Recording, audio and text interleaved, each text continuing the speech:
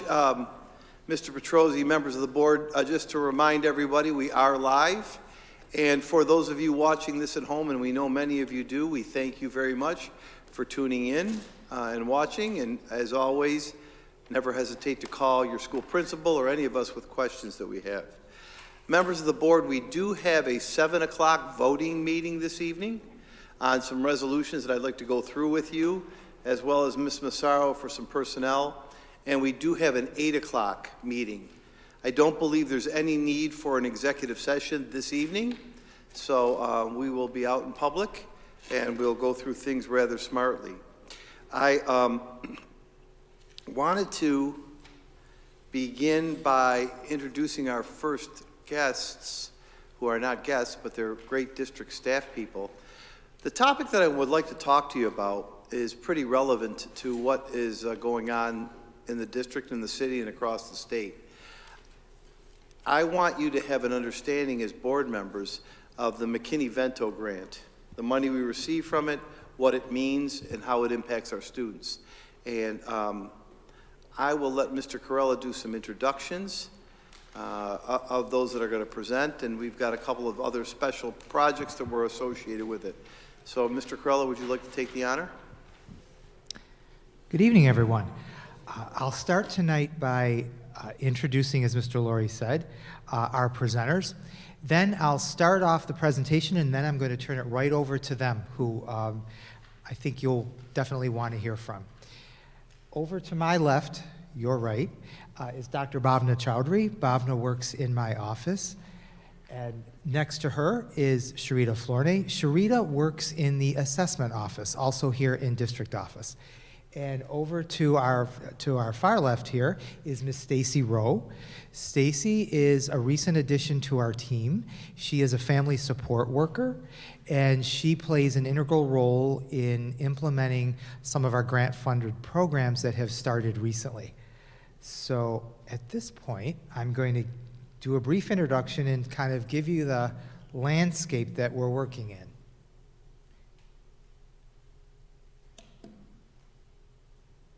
There we go. So you've heard me mention, I think incidentally, and Mr. Laurie as well, in a couple of our past meetings, we have 2 recent grants that we received, which are dedicated to supporting homeless families. They both fall under the McKinney-Vento Act. The first grant is the McKinney-Vento Education of Homeless Children and Youth. We just received that grant within the last year. It is a 3-year grant ending in 2025. It allocates the district $125,000 per year. The second grant is part of the ARP, American Rescue Plan Act, and it is dedicated for homeless children and youth and gives us extra funding. And by doing that, the federal government is acknowledging that in the wake of the pandemic, many more families were displaced, and so the need for services and support is even greater. The way that this grant works is it's on the same timeline as the original ARP grant. In total, it is $99,225, and we have, from the time that we applied until the regular ARP grant sunsets in September of 2024, to expend those funds. Thank you, Tommy. At this point, I'm going to turn it over to Sharita, and Sharita is going to start talking a little bit about what we have in our district as far as the numbers, and then one other point that I wanted to make is that we'll also address here some of our district initiatives that are, I would say, on the periphery of our 2 homeless grants. We know that not every needy family in our district is technically a displaced or homeless family under the McKinney-Vento Act, but we do have many homes where students need help and support with essentials in order to be at school every day and ready to learn. So we have also put some things in place to support those families. So it's really kind of a multi-pronged initiative.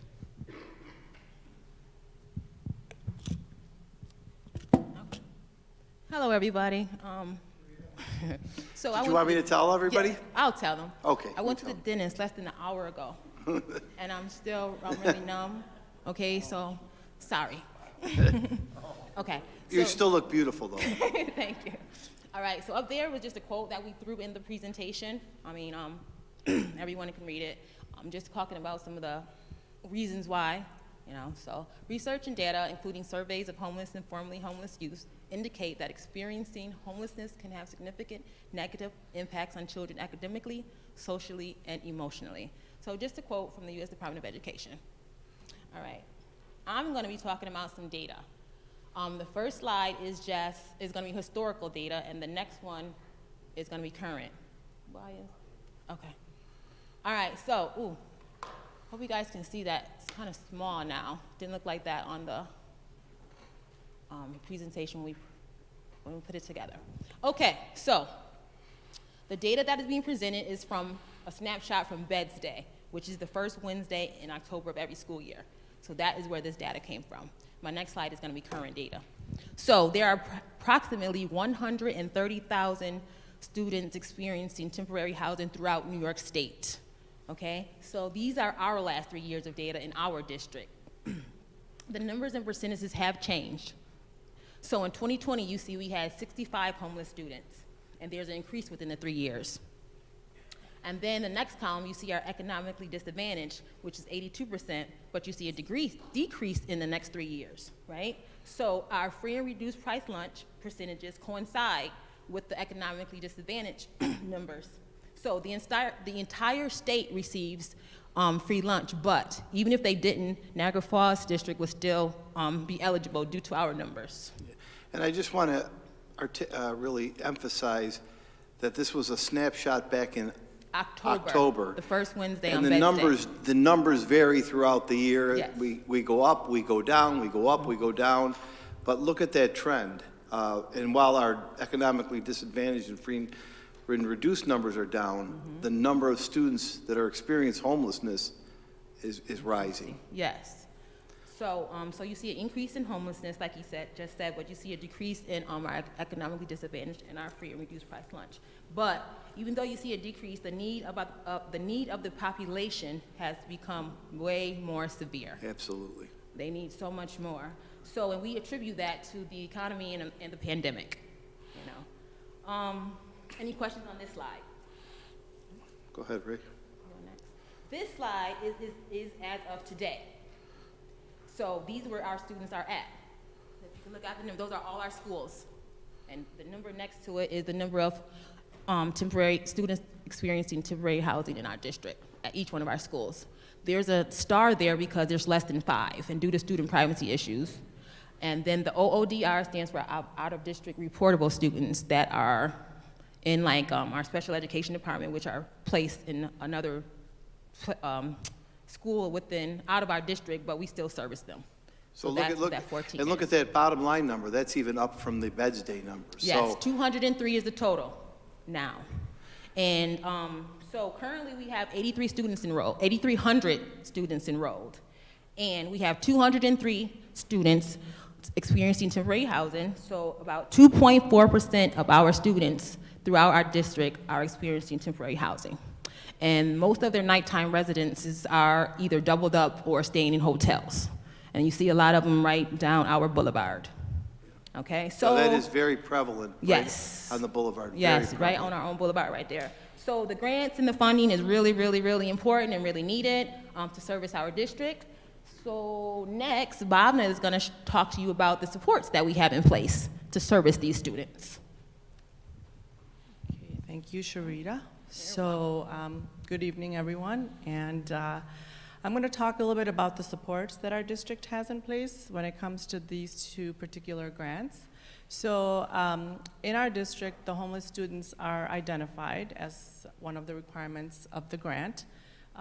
We have building liaisons. So every single school has a building liaison that is specially dedicated to spending a lot of time identifying students and working with them in many different ways. We have students, once they're identified, we have to make sure that they're enrolled in appropriate educational settings. K-12, our students are also given transportation. Our students also get referrals to health, dental health, and mental health services. And we also have after-school programming that address not just the academic needs, but also the social and the emotional needs of our students. And a lot of the displaced families today, and I can't even imagine, right? Like suddenly you're not in your home and you might be sleeping in a car or someone else's house. There's so many different situations. And all of the things that we take for granted for having all the time, you suddenly don't have those things. So this particular grant, especially the ARP, has given us the opportunity to really focus on this area of need for our families. So Dr. Chow, you just, unless you're going to, go ahead, you're going to get into it. I want you to explain this part. Okay. So this is my first year here, and when I first came, you know, this is a grant that we were given responsibility for. And what we did was we basically looked through the grant and we understood what kind of things that we can get for our families.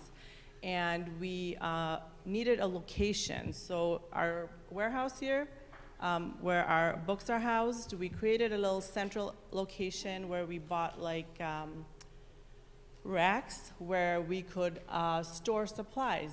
And then we went through the grant and the guidelines, and we ordered a lot of different things. I mean, I've done a lot of shopping in my life, but I really hate shopping now because imagine trying to spend that large volume.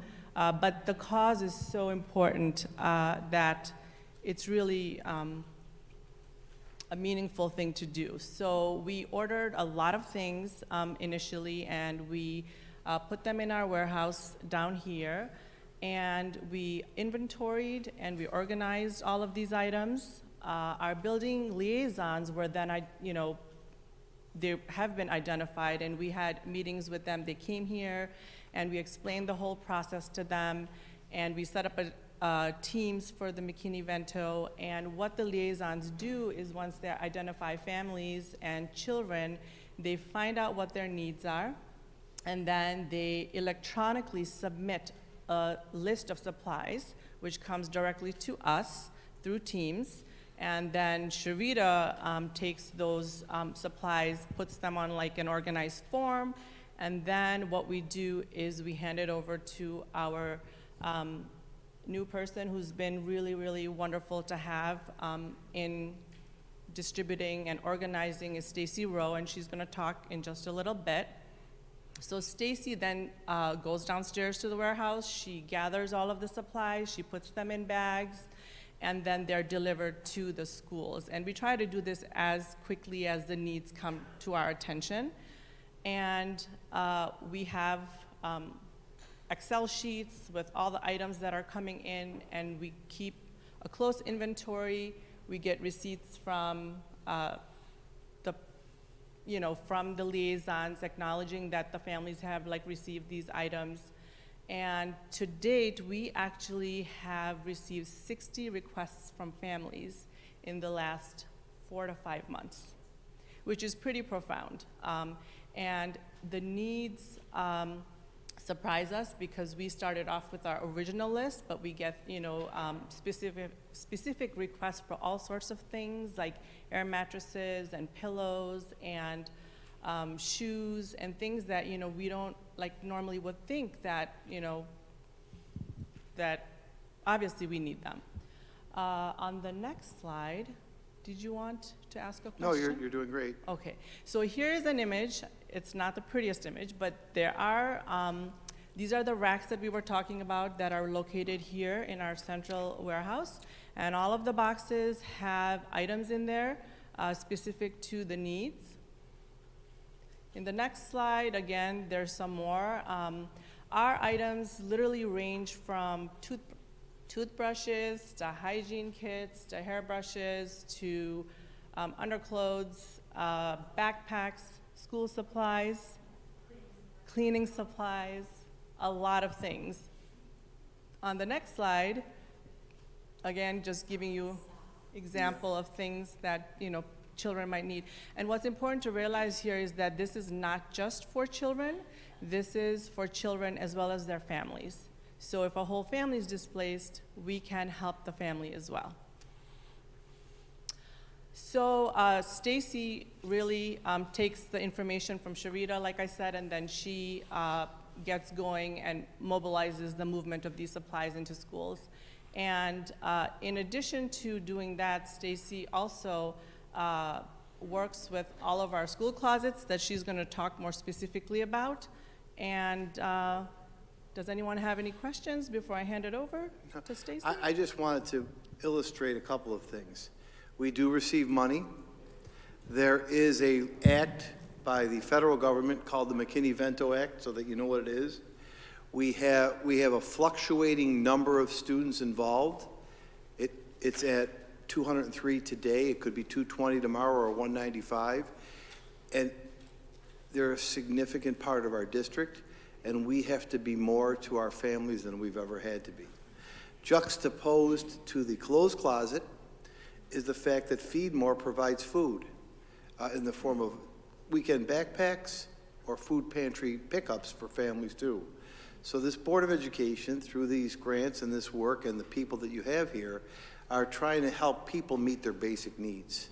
The basic needs, and I think both Sharita and Bob have said it well, these are things that we may take for granted, but these are our kids, and they're expected to achieve and excel, and we know they can. We've got help them locate better housing, like such as if we find out that they're in motel that potentially might not be the best situation for the child, could we assist them in finding a partnership? Maybe we partner with the hotels in the area that might be in a safer area. I'm just curious. I don't know if that's something we can do. Rob, I think I understand your question. What we do earlier, Bhavna talked about the school liaisons. In most cases, those are pupils, support team members in the schools. They're social workers, they're counselors. And what the grant does allow us to do is give those folks an extra hourly pay for working after their regular school contractual hours with the families.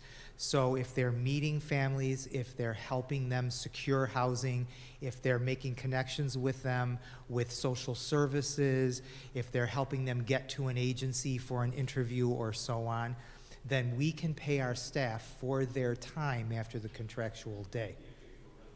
Right, we can't pay for rent, we can't pay like a registration fee or a down payment on an apartment or anything like that. What we're paying for is our staff's time to help our families make those connections. Because oftentimes that's going to happen after the regular school day, especially during the school day when we have all of our students. Our counselors and social workers are very busy, but after the bell, after dismissal, is when they have time to work with the families in a more extensive way and help them make those connections. And one of the things that I think is also worth mentioning is that because we have a really good relationship with state ed, we were able to get and start the warehouse goods storage because we originally had declined that part of the grant because we really can't be giving families certain things that we can't trace. For example, when our schools would be notified that a family became homeless under whatever circumstances and needed those kinds of supplies, they would typically ask us for things like gift cards and other gift certificates so that families could redeem themselves for goods. But we can't do that from a financial and business standpoint as a school district. I thought that was an insurmountable problem until I talked to some of the folks at State Ed, and they said that, well, here is an innovative way to do that without running afoul of your, financial regulations. And so that opened up a whole new pathway for us. And it's been, as Bhavna and Sharita and Stacy will mention, it's been very, very beneficial, because usually right at the front end of a family in crisis is the need for those immediate types of things. And then afterward, helping them find other services, permanent housing, that comes later, but usually they need these types of things that we're talking about now first. So I hope I answered your question about the... Specifically was in addition to the items that were able to purchase and provide, and also in addition to the support services that we provide from a human standpoint, right? The staff standpoint. It was just like, hey, are there ways to utilize the money to move somebody from a $20 motel room that might not be in the best interest from a safety perspective to provide them with additional resources from a funding standpoint to get into a better hotel Right. or a better hotel. But it sounds like we cannot. No, that would be the purview of social services. But often they see our staff every day when their children come to school.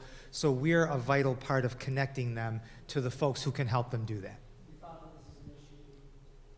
Let's help you get out of there and get this somewhere. Yes. Yes, and in particular, our social workers and our counselors are really expert at that. They know the resources that are out in the community. They have the connections, and so that it works well. Earl. Hopefully this wasn't answered before I came, but to piggyback off what Rob said, our staff making those referrals to DSS and whatnot, have we been able to facilitate families, like taking them from being homeless to finding housing through those connections? Well, I couldn't give you case-by-case information. I don't know what the trends are. What we know is how long our families remain in that status. So we know when they're first designated homeless, and then we know when they are no longer homeless. Okay. But we won't necessarily have all the information about how they found permanent housing. Okay. Sometimes we helped in that, sometimes not. But the number is decreasing? It's not, or is it? It's starting to increase. No, it's it's been increasing. increasing since the pandemic, yes. Yeah. Mrs. Dunn? I'm sorry if I missed it, Mhm. but how do we know when the family becomes in this situation? I mean, That's a good question. We have liaisons that help them after they're. Right. But how do In most cases, the information is shared by the parent. I would say to the school, if the child's already registered with us, sometimes that information comes from the registration office because the family might have become homeless in another district, found temporary housing in Niagara Falls, for example, one of the hotels on Niagara Falls Boulevard, and then they come here to this building to register their child. So we might be alerted that way. We also could be alerted by social services who may be working with a family, for example, if they're fleeing domestic violence. We also could get that information from a shelter. If a family is in a shelter, if they're at community missions or some other agency like that. So it's usually one of those sources. So if I knew of a family that just got in this situation, can I tell the district? Yes, and then Sharita would be the person who would reach out to the family, and she has a protocol that she has to follow. She'd get certain information, and then they would receive the designation if they qualified. And Those are good actually, and the definition under the That's McKinney-Vento really Act is quite broad. Yeah. So even if you're doubled up with a relative, you can still be considered homeless because you don't have a permanent residence of your own, and it's not your choice. So there's a level of service that we can provide. And we provide transportation to school. Yes, Yep. If you're a McKinney-Vento, you get transportation. yes. So I wanted to just segue, unless there's other questions. So I just wanted to introduce Mr. Stacy Rowe, who really is a homegrown story. Met her as a parent at Cataract a long time ago, it seems, but really got to know her through the district parent committee. And one day, I think it was Thanksgiving, it might have been you and Shar, were really trying to help a family who was displaced. And this is before the pandemic. Do you remember this? And Stacy had indicated a real passion and need to get involved, not just with McKinney-Vento kids, but beyond that to close closets and other things that we do in school. So her job is really working under the McKinney-Vento Act and the McKinney-Vento funding, but she's also taken this to another level. So I just wanted to introduce you to her. She comes to us as a parent of children in our district. She came through the district parent committee and self-identified through her compassion with families, along with her partner, Shar, I won't get in too much into her role, but she's here for moral support. But from there, we've created another safety net for our families. So if you talk a little bit about Stacy. Thank you. Hello, my name is Stacy Rowe. I am the new district family support worker. Should I hold it here? Okay. Can I put it here? Is that weird? I feel like pop singer. Okay.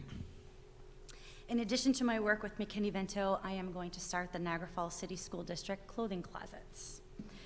The clothing closets will be available to all students and families within our district, providing free, immediate access to clothing, shoes, winter wear, personal items, toiletries, and in-school shower supplies. I began Cataract's Closet over 7 years ago. We have met the needs of our students anywhere from providing gym sneakers to packing a week's worth of items for a child in need. The tremendous impact of Cataract's Closet at our school and in our community has inspired me to go bigger. The board meeting held here on May 2nd highlighted a dress code issue. High school students have been seen in and out of school wearing blankets, causing enough concern to bring it here to your attention. After I watched the meeting, I jumped right on social media. I went on the TikTok, the Facebook, the Snappy Chat, all the things, and I didn't find any new blanket wearing trend.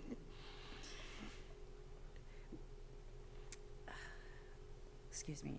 This is not a dress code issue. This is a crisis happening right here in our very own community. You're welcome. We forget that not everyone fits into a criteria or qualifies for a program. We have children and families who struggle in our district every day with numerous challenges, including having little or no access to basic human essentials. We have food programs in place, and these greenhouses keep popping up everywhere, but we don't have a clothing program in place. By providing a consistent and immediate response to the need of basic essentials, I hope to lay a foundation on which our students in crisis can build a successful future. The closet program will begin running from room 205 in the CEC building on Lindbergh Avenue. Closets will appear in schools by need and space. Existing closets will be supported and hopefully expanded. I plan to continue working with each school's parent group to maintain and stock their needs. Blue Neva Bond Primary is currently under construction. Our principals, our teachers, associates, social workers, nurses, and counselors are our first responders in our schools. They can immediately identify the need and accompany that student to the closet where they will find a clean, quiet, safe place for the student to get what they need. The closets have been fully supported strictly by donations. Clothing drives set up in businesses, schools, parent volunteers, and word of mouth. All items have been donated. As the need grows greater for this program and as more closets are installed, a district family support team may need to be considered. Private appointments for families of circumstance or high school students can be available with me in room 205 at the CE Center. As always, proper safety procedures for myself and the building will be followed. I would love to see this program grow, invite student and family volunteers to see and feel the impact. Eventually, I would like to offer laundry services at the high school. Giving our high schoolers safe access to launder their clothes will give them the resource they need to come to school every day and engage in their education. You guys like to call it school ready, right? I've heard school ready a lot. I can't change what's going on in a student's home or their day-to-day life, but I can quickly and consistently meet their most basic needs so that their education can once again be their primary focus. The video I'd like to show you is from a recent clothing drive we had in April. Lauren, a parent group volunteer from Cataract Elementary, applied to her employer, Excelsior Orthopedics, for their spring community outreach project. Cataract's Closet was chosen, and a month-long clothing drive took place at all Excelsior locations. Laura not only facilitated and hauled the goods over to Cataract, but she and a fellow employee created this beautiful video showcasing exactly what the clothing closets in every school can do. So we are a Title I school, which means 70% or more of the student population here is at or below New York State poverty. We have about 263 students homeless in our district as of January of this year. The clothing closet started with a box, and Stacy with a heartwarming story of a child who needed to be bathed at school one day, and the only supplies they had was the paper towel roll and soap dispenser in the bathroom. So Stacy thought, we need to get things into school, donated things, products for these children who are in need every day. Why'd you wear snow boots today? The need every day to feel normal, to be able to come to school, to have food and your basic essentials, to feel comfortable and keep up your schooling, your education, and not be absent because you don't have those basic needs was the priority. Setting it up as a store so these children and these families can come and shop without feeling uncomfortable, feeling like they're going to a store, a real store, and getting the experience that everybody gets on an everyday basis. I could cry right now because I knew our company, Buffalo Surgery Center, Excelsior, were heartwarming, open-hearted people that would give anything for anybody in need. And when I suggested it and they ran with it, the amount that we received that we can provide for the families in the whole district is unbelievable. It is, I can't thank everybody enough. My goal is to place working functional clothing closets in all 11 of our schools. Beautiful. Thank you. That's great.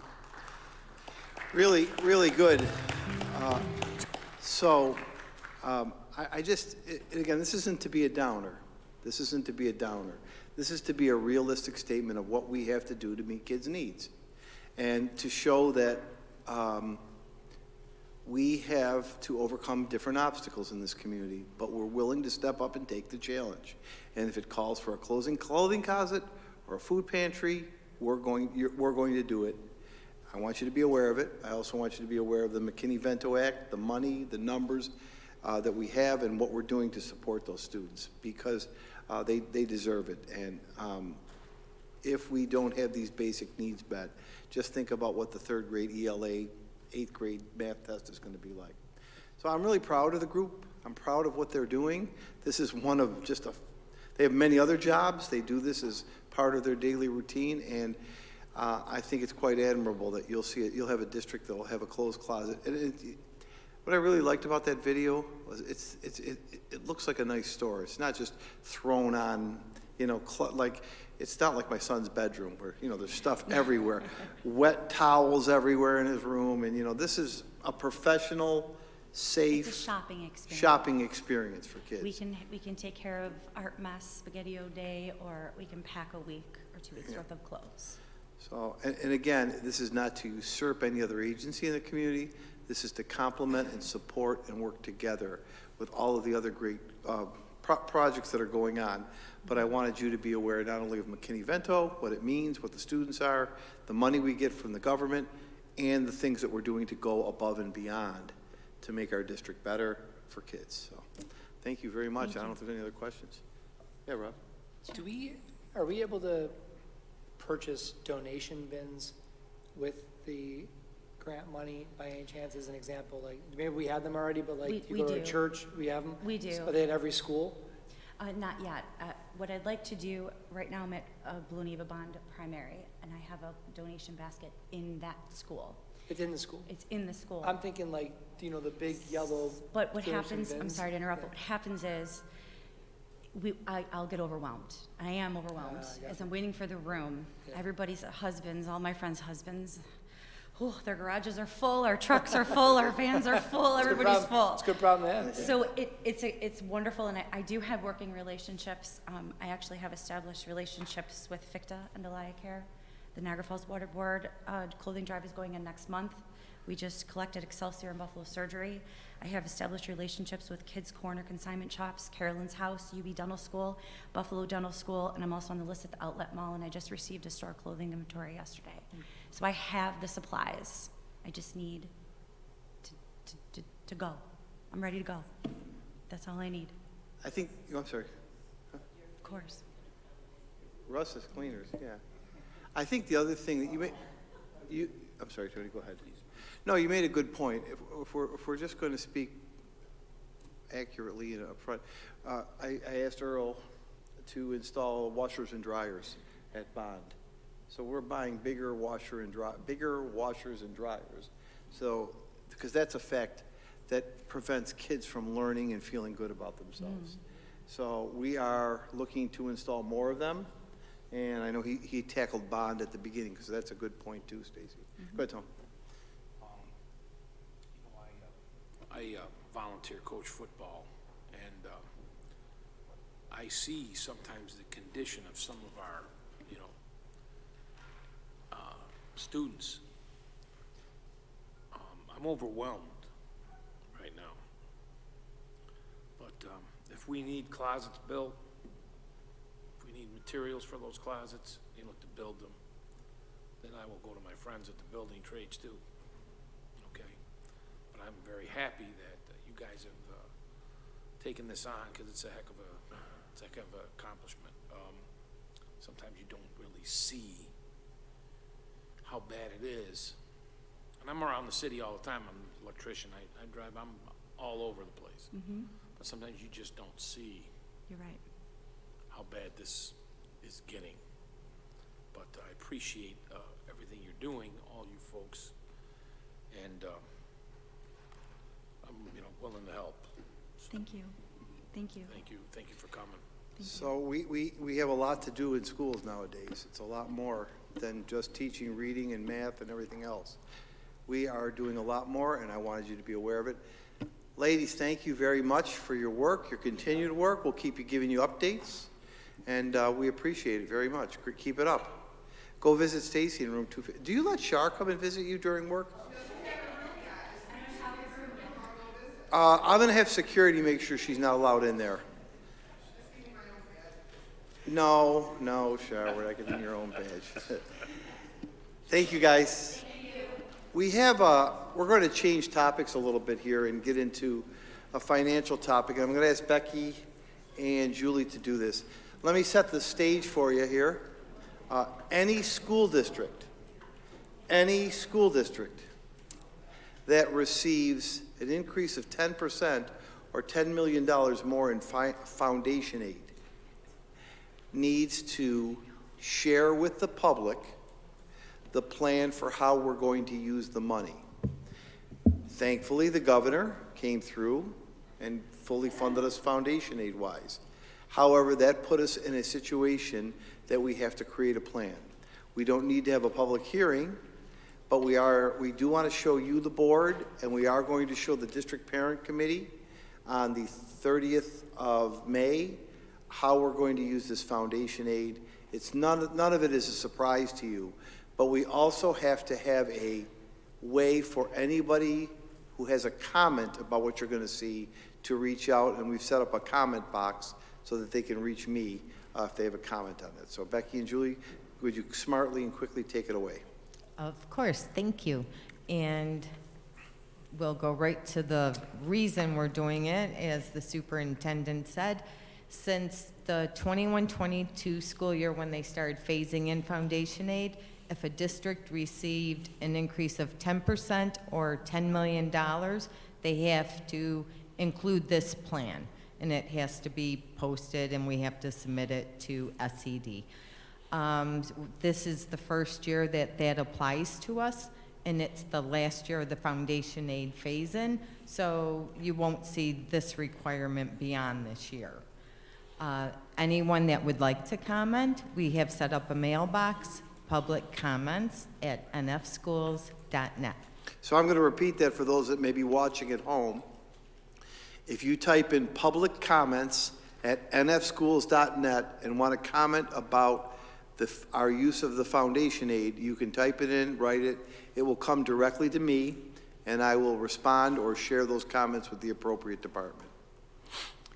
Okay, and the reason we are putting together this plan is because our foundation aid in the 23-24 budget that was just passed last evening, our increase is $15,709,367, which represents 16.27% increase over the current 22-23 foundation aid. Yeah, I just want to take this to make a political statement. Look what the difference is when you fully fund foundation aid, 16.27%. What were we used to getting, 4%? If that, and that was after the GEA. Remember, we went through all those years many with years the we figured we'd get GEA. 3 or 4%. When you use the formula as it's written, that is what the district is supposed to receive. We were used to getting 3 and 4%. So I know that's not the purpose of this presentation, but it strikes me so boldly how much foundation aid we weren't getting when we should have been. Thank you. Thank you. And the items you're going to see in this plan, everything we're talking about this evening has appeared on our budget since January. These are all the items that were on the right side of the budget gap. We just extrapolated some of the items to showcase here because without the increase in foundation aid, we would have been forced to make some very difficult decisions. The main goal of the use of this foundation aid is to support our students to meet state standards, social emotional health, increase graduation rates, close achievement gaps, all those things that we work so hard for all during the year, every year, but it's the foundation aid increase that's helping us to keep everything intact. We're bringing back all of our staff from the American Rescue Plan and the CRISA, the 2 stimulus grants. We had a total of $8,867,627 worth of staff being funded in those 2 grants. And you've all heard of that fiscal cliff. Without this increase in aid, it would have been very difficult to reintroduce them to the general fund budget. So we're able to do that this year. That includes all those positions you see on the right, 53 positions total. We are increasing index allocations, which is discretionary spending at the school level. They primarily use those funds for extra duty pay for instructional staff, and these are the clubs that the students participate in. It keeps the students coming to school. They use supplies with the index money. We are planning on hiring additional instructional staff, 8 new positions. If there was any detail on that, Mr. Corella could probably speak to that, but they're all in to support our response to intervention initiatives. And also then we have our normal contractual increases. This number up here, that 2.78 million, just represents contractual increases for all of the positions that touch the classrooms, teachers, and the tall unit, the associate unit. So again, all of these increases are being supported by the increase in foundation aid. So also in the area of instructional programming were increases to technology, services, and supplies, and these are to enhance student growth in core academic areas and also increase student engagement. So for instructional technology, there were new purchases included in the budget in the form of new STEM lab and library laptops, new wireless access points, new building projectors, along with the installation and the training for the new interactive boards that we purchased in this fiscal year.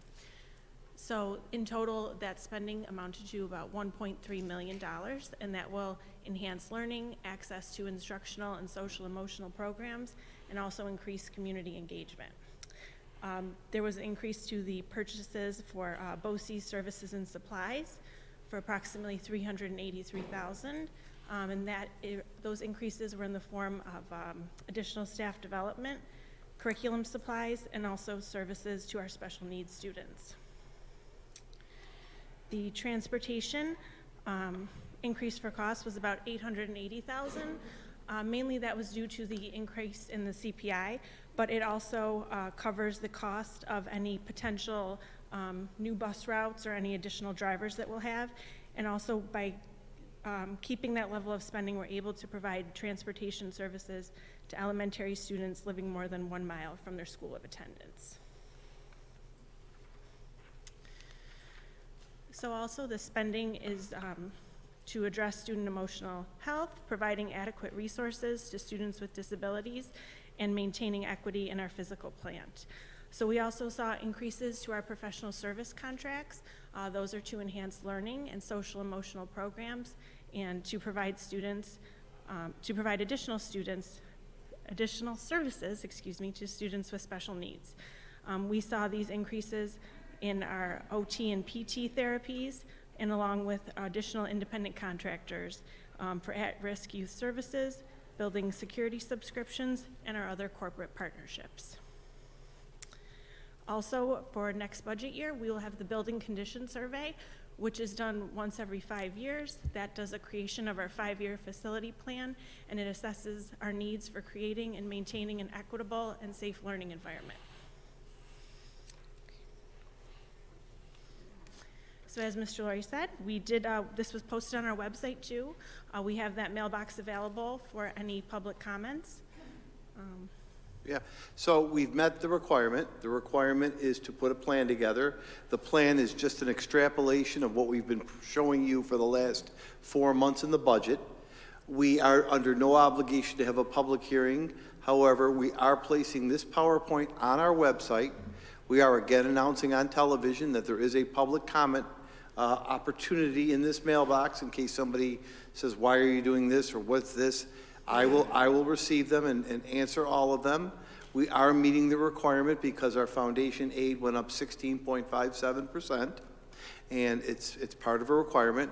I hope we keep having that requirement because I love when our foundation aid goes up that much.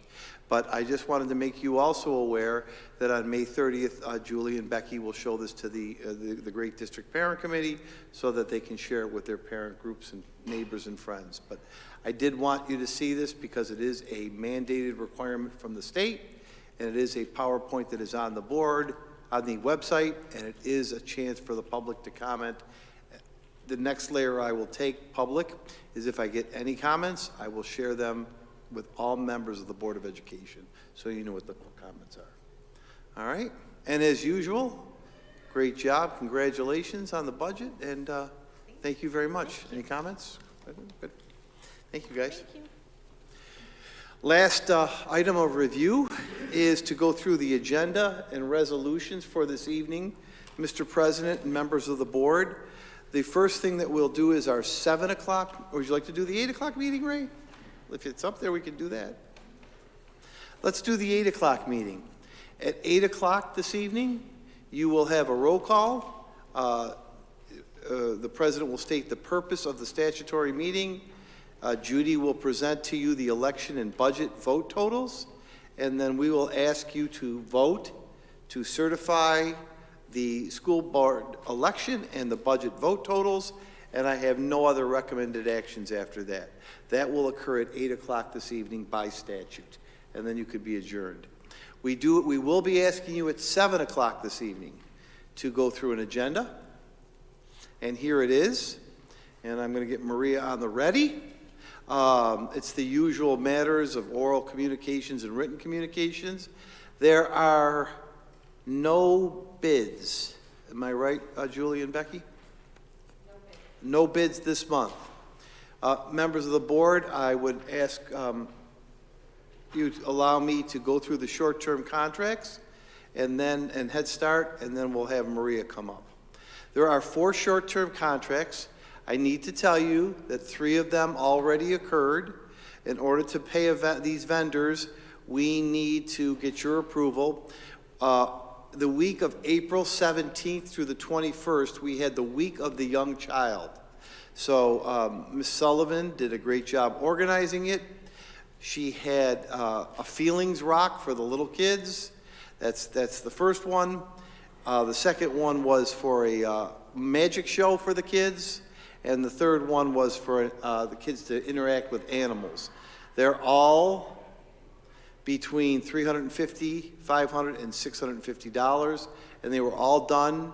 The vendors met their requirements, and they did occur already, but we'd like to pay these vendors. The 4th short-term contract is for the Niagara Falls High School. They raise money for the post-prom by having parents and families take out advertisements in a graduation book, a grad book. You'd see it at your seat at graduation. So parents and guardians and friends take out ads and pictures and happy ads. And instead of just photocopying it here, we're getting it professionally done and make it a nice keepsake for the kids at graduation. It's also a chance for them to raise money for their post-prom. That's where the money goes from. We don't take the money back. We give it to the kids, even though we pay for the printing of the graduation book. So it's really a contribution you're making to the post-prom if you so choose to vote for this. Under Head Start, there is one resolution, there is one additional piece of information. We have to file an under-enrollment report in your Head Start packet. The purpose of the under-enrollment report is pretty obvious. For certain environmental reasons, we have not been able to open the Donovan site on Main Street. We've moved the kids to, as best we could, to the CEC on 60th Street, but we're not fully enrolled with all of the seats. So when you're not that way, you have to write a report once a year to tell what you're going to do and why it is. Our main reason is because we don't have access to a building that we don't even have title to. That's the major reason why, and we are putting that, we did include that in your Head Start report. I'll stop there and let Maria come through with the personnel report, and then we'll go through the 11 resolutions and answer any questions you may have.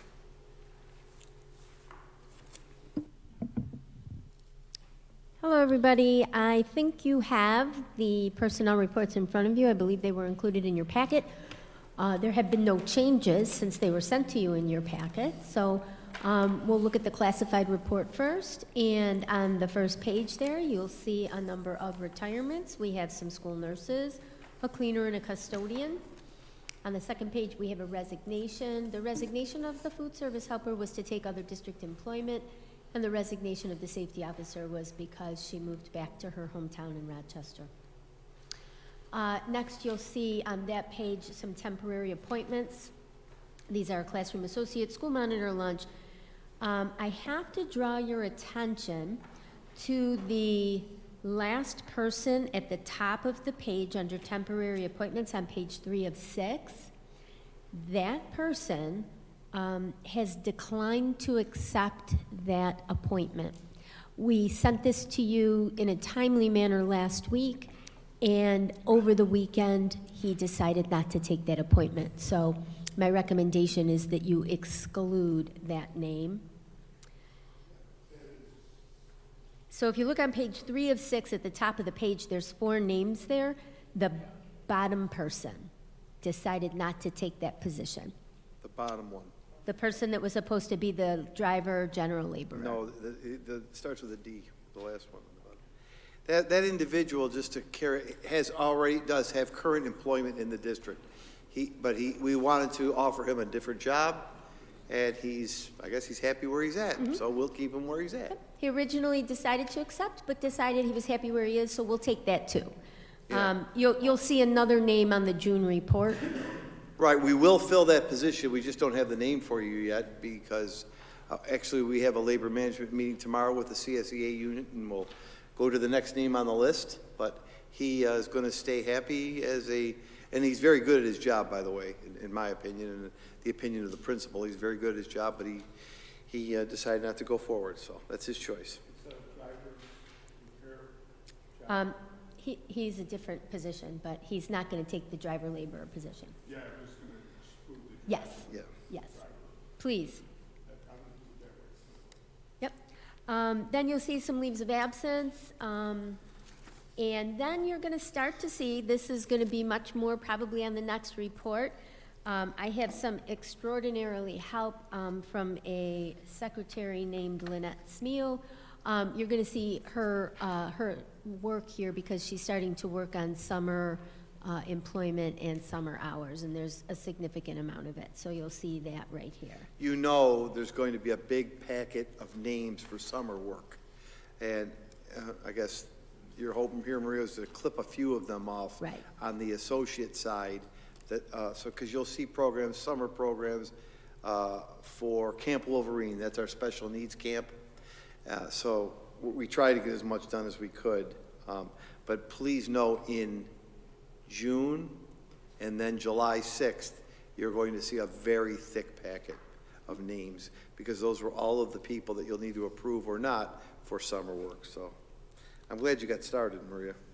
Yes, we could thank Mr. Corella, Mrs. Restaino, who helped with the postings, and Mrs. Smeal. Okay, retirements. We're on to the certificated report. We have retirements.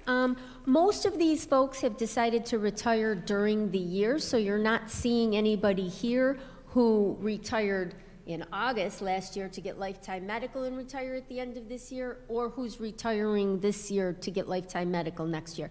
These are people who's decided to retire in the course of this year and whose retirement is effective June 30th, 2023. And there is one rescission?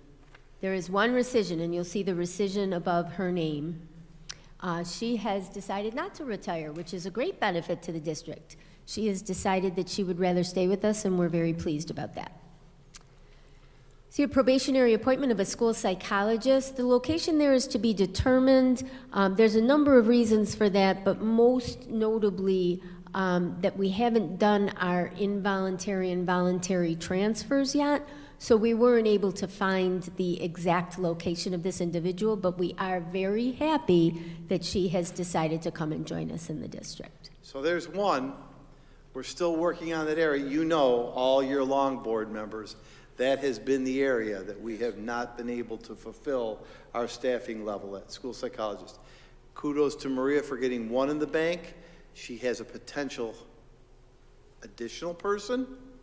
And I just want you to know, parenthetically, we met with these, Maria and I met with all of the school psychologists yesterday, and we had a chance to talk about Plan A, Plan B, Plan C, to help them, and then to ask them for their input if we weren't able to meet the number that we feel is an appropriate number, what would be some alternative strategies. So they were very receptive, they were very professional, they promised to get together as a group and put together a couple of plans that they felt would work best if, and I don't want this to happen, if we weren't able to get to the staffing level that we wanted to. So we wanted to give the decision-making, of course, with our oversight, back to those that are doing the job. Now you're seeing some big blanks here. Don't expect to see the same thing in June because Mr. Laurie is on top of this right now, and he's going to be firing names at me left and right between now and your next meetings in June. Second, Mrs. Massaro has given me 2 compliments today, publicly. Thank you, Maria. No, she did. It's real. I'm really touched. Thank you. I'm going to be firing names of regular substitute, tenure people, involuntary and voluntary transfer is by the contract. But we are going to, board members, we are going to fill these pages so that we have the staffing for September done at your June 22nd meeting. And what I can't get to, Ms. Massaro, we can't get, you'll get on July 6th. Now, it's not, I want you to know that it's a bit of a misnomer. The process is that Maria will call each principal and say to the principal X, or Mr. Wooten, you have X number of people in your building. Tell us about who you like, who you want, who's performing well. Mr. Wooten, you're the principal of Cataract. Give us your feedback. Maria will get that. I will look at that. Either say I agree or disagree, ask questions, call Stan back up. What are you thinking here? And try to meet the request of the principal of the building. Try to meet, and I would say in 19 out of 20 times we're able to do that. Stan, is that about right? Absolutely. Have you sent your requests in? Yes, because my thinking is he knows them best. And if there happens to not be a classroom in his school for that person, what we'll do is we'll pull that name to the side, and maybe Miss Tompkins has an opening, and I'll have Mr. Wooten call Miss Tompkins and say, person X, Y, and Z is very good, you should take him or her because, and then, we won't lose that individual. So that's what's going on behind the scenes right now. So we're hoping to capture all of those names and fill 95% of the staffing by July 6th. That's our goal. There's always going to be a few openings throughout the summer. People are going to even leave. The goal is by July 6th, your reorg meeting, to fill every classroom position. And we're well into that right now. Thanks, Maria. Thank you. Next, you see a couple leaves of absence. And then here we go again. We're starting with per diem work. Some of this per diem work is work that's taking place during this school year, but the majority that you're going to start to see here for per diem and Schedule B is work that's going to take place over the course of the summer in our ELP program, in our extended day program, in our P-TECH programs. These are programs that, again, Mr. Corella is coordinating over the summer and has put his postings out for already. My parentheses on that is that I really allow Mr. Corella, working with Maria, the liberty to look at the postings, follow the procedure, put people in the places that he feels are best suited. And please also, board, note the number of times you see the letter F in front of the pay code. That means they're coming from grants. Anytime you see an F, that's not coming from your general fund budget that was just passed. These are coming out of grant funds that we usually have to spend for a specific purpose. So in the case of these kind of summer learning extended support staff, Rick creates the posting with Maria's staff and then shares with me his selections, and we go from there. Pretty much, right, Rick? Because he's overseeing all the instructional programs of the summer. And that is going to take you all the way through page 19 of 19. As you get to page 18 of 19, we're going to leave Schedule B, move on to Schedules C, D, E, F, and G. There will be more on those because, as you know, typically in the month of June, you approve those schedules that were not approved during the course of the school year, so you may see more of those in the month of June. So that's it for this month's, personnel report, kind of the calm before the storm, but here it is. Maria, certificated 1 through 14 minus the 1 rescission, correct? On the certificated, the rescission is part of item 1, so you don't have to change that. On the classified is the only one that you have to take 1 off of. Because it says rescind above. So it's 1 through 14, I want to make sure I got the numbers Yep. correct. And the other one's 1 through 11 minus the driver Labor. repair. Correct. Got it. All set. Thank Thank you. you. Thank you. I would like to go back to the resolutions. Let me go to 601, and you haven't seen these, so I want to go a little slower on these 12 resolutions because you haven't seen them. And I'm going to ask Rick and Ray to jump in where I need some support, if I need some support. The Clear Touch boards are beginning to arrive in district. These are the new interactive boards. We are storing them in a secured place in the district. The first 3 schools to receive them will be Abbott, Kalfas, and Gaskill. They were particularly chosen because of first of all, we needed to get to Kalfas's because their boards are not holding up. The old boards are not holding up. It's a small school. Abbott is a very big school, and they've had some very good people who've worked on training. And Gaskill, the same thing. This is an agreement so that we could train 19 individuals for about 8 days in how to use those boards. Those 19 people will then start to train the people in their schools. Ray? Yes, that's exactly correct. The first piece will be a 3-day session. The district will be certified Clear Touch trainers. So that's the same as if we would bring in Clear Touch people, their professional staff. We have 4 floating sessions, and then the last day will be a technical training for the mechanics of the board. Rick, anything else? Only that those folks then will turn around and, as you said, train our staff. And the first phase of that over the summer is we are selecting staff from all 11 buildings based on the size of the buildings who will be turnkey staff in their buildings, because not every one of the 19 folks who are going to get the certification are across all buildings.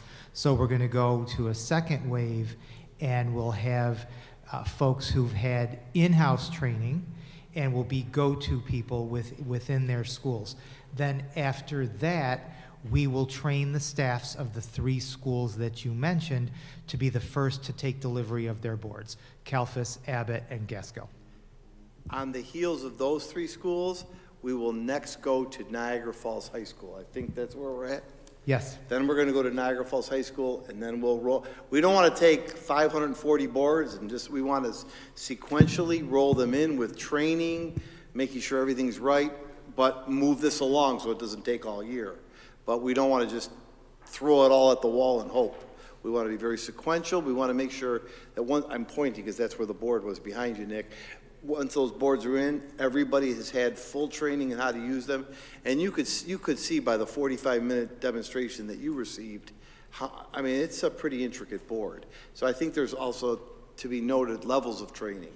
We'll do some basic things, some deeper things, and then some deeper things. So this allows us to train our first 19. This allows Clear Touch, who we bought the boards from, an opportunity to train our first 19 people, top technology people in our district who will train others. 602, if I can move on, is, yes, sir. When do you expect those all to be installed? By the September? Those ones, the first schools? All the boards be installed by September? I don't think they'll all will be installed by September. Ray, you have No, the first 3 schools, the training for the staff will happen over the summer. We're working on a schedule now. Niagara Falls High School will be next. It's going to be Saturday training sessions starting September. We'll install old boards, demo old boards, train, good to go. Next 2 schools, next 3 schools. So that's the plan, and it's really what's driving it all is training of teachers. They have to be capable to do it, and there has to be always an active board in the classroom. So it's really a good point, Mr. Velardo. No teacher, I think that's a proper way to say it, every teacher will have a board. They just may not have the new board. So we won't, you know what I'm saying? Right. But I don't want any teacher not to have a board. And I also don't want any teacher to have a board and not know how to use it. And I want to safely accelerate the pace of them going in there, but it's driven by the training level. I don't want them in there without proper training. So you get trained, once that's satisfied, then and we know there will be some at the other end, like I would have been. I'd been at the low end of understanding, but we'll keep people going along the way. Thank you for the question. 602 is to provide support to our targeted schools. This is for Gaskill, 79th, and Niagara Falls High School. Those are our targeted schools, as you know, on the state accountability system. This is for training and professional development. This will this will mainly be paid for by grants, but that is for training from PLC, who has been in our district a long time doing training. 603 is a $5,000 contract. That is for restorative practices to reduce suspensions. Big emphasis on reducing suspensions. We're still not where we need to be. We're not even close. We've made some improvements, but this is to provide staff with training in giving alternatives to suspensions. 604, Rick, would you talk about 604 and how, the process, et cetera, please? And which one is that, Mr. Laurie? 604, this is for the sister schools. Yes, that is for, are those the two resolutions? This is for Fontes and Pinnell, the first one. Okay. We went through a process over the last year of selecting new English language arts materials for all of our K-5 classrooms, where the committee wound up after whittling down to a smaller list and then piloting 3 different sets of resources. We picked Fontes and Pinnell Classroom for our 2 sister schools, our 2 primary sister schools, and then the rest of the schools will be using a product called, or a resource called Wonders by the McGraw-Hill publisher. And so those resolutions are for adopting each of those. Rick, I know a little bit off the topic, but Mr. Velardo and I were talking about this before the meeting. In the Fontes and Pinnell and in the McGraw-Hill resources, can you talk about how much or how little phonics instruction is in there? It was a question Nick asked before the meeting. While there's phonics instruction in both of them, for grades K to 2, we have a current phonics program that we're going to keep using. It's a very good program that's based on Orton Gillingham. It's from Wilson Language. It's called Foundations. It's a multi-sensory approach to teaching phonics, and it's worked very well for our students. Our teachers are familiar with it. We don't want to switch out a brand new program.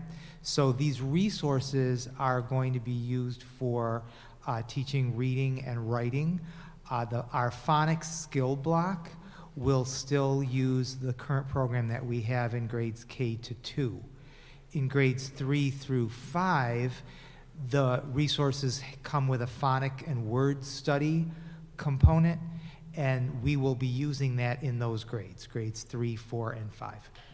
Thanks, Rick. I just wanted to, it was a good question you asked. I just wanted everybody to know, especially those that are watching, because we get questions about how much phonics are we teaching, that with purpose and intention, Rick looks at, with the committee, because the teachers sit on all these committees. With teacher committee and teacher input, he's very cognizant of my direction on phonics and his belief in it as well. 606 is a new resource selected by the teachers for science, grades 6 to 8. These are all for next year, members of the board. Rick, could you talk about 606? Certainly. Intermediate science, grades 6, 7, and 8. We've been looking for the last 3 years to settle on a comprehensive resource to use because the state standards have changed in New York State. And we have a slow rollout timeline that we were given from state ed, which will culminate in the next couple of years in brand new high school science courses and brand new Regents exams. The way that it worked, it started in kindergarten, and then we adopted, all districts in New York State adopted the standards in chunks, a couple of grade levels at a time.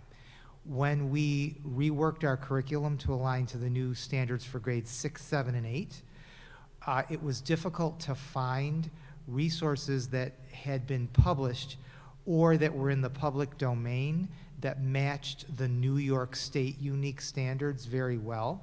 So we used a couple of different resources for a few years. And then when there were more choices, more quality choices, last year in August, we looked at several, we narrowed it down to a short list, and then we had all of our teachers, we divided our teachers into 3 groups, and they used 3 different resources. They evaluated them, and then I asked them to select one that we would use in grades 6, 7, and 8. And overwhelmingly, they asked for a resource called Inspire Science, and it is from the McGraw-Hill publisher.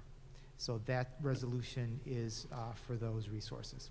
Anytime for those viewing or board members, anytime we're adding a resource, changing a resource, buying a curriculum, we bring it to the board for approval because it then becomes an expected part of the teaching protocol.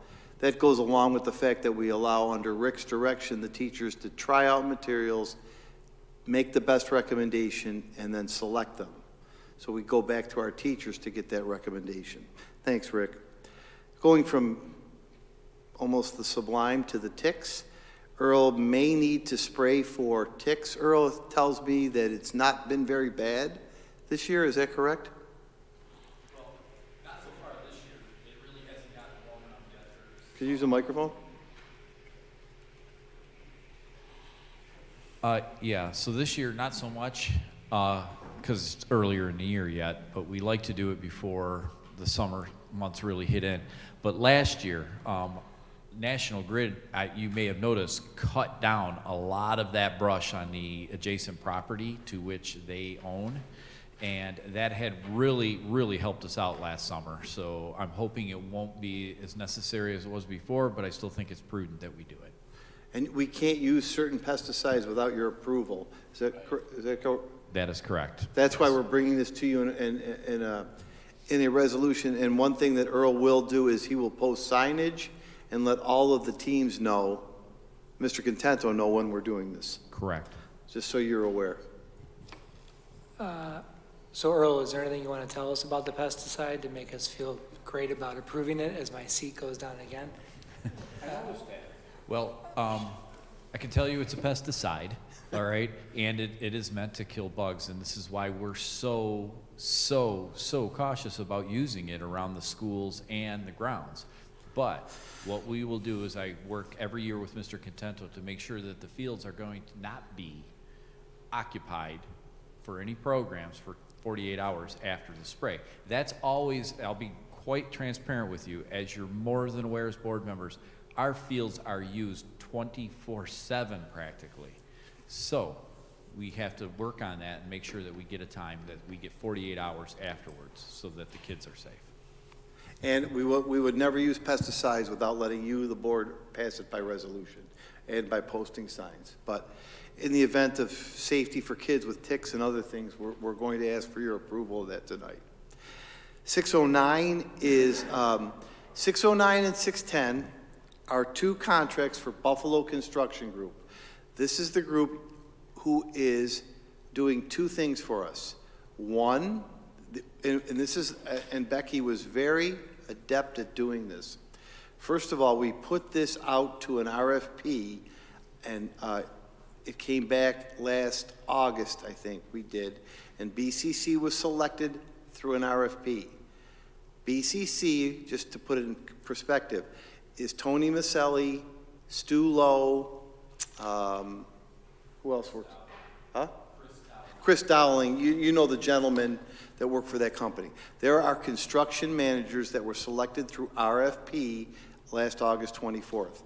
609 and 610 are to approve contracts to pay them. 609, and I'm saying Becky did this very well, she separated out the contracts so that in 609, any new capital projects or a breath of fresh air come out of that resolution. And 610 are all the American Rescue resolutions. What are they? They're all of the Bond, Calfis, Niagara Falls High School heating and cooling. So we separated them by project for auditing purposes and tracking purposes. And we had to amend in 609, we had to amend the capital project with BCC because when we did it back in August, we had not included air conditioning at Gaskill and LaSalle.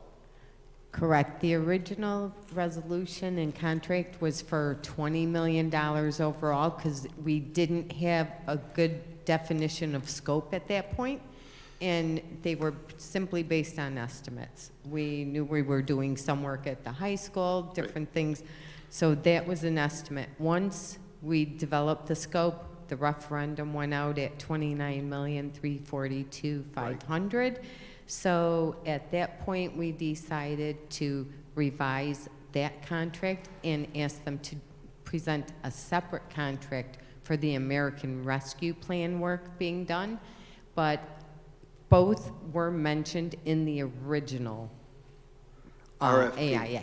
Yeah, both projects were mentioned in the original, but the scope was not well enough defined at that point. If I could clarify, 608 and 609 are amendments to existing contracts. Correct. Correct. 610 is a new contract. It is. Correct. Just want to make sure I understood what we're doing. And I want you to know, thank you, Russ, and I want you to know why we're doing this.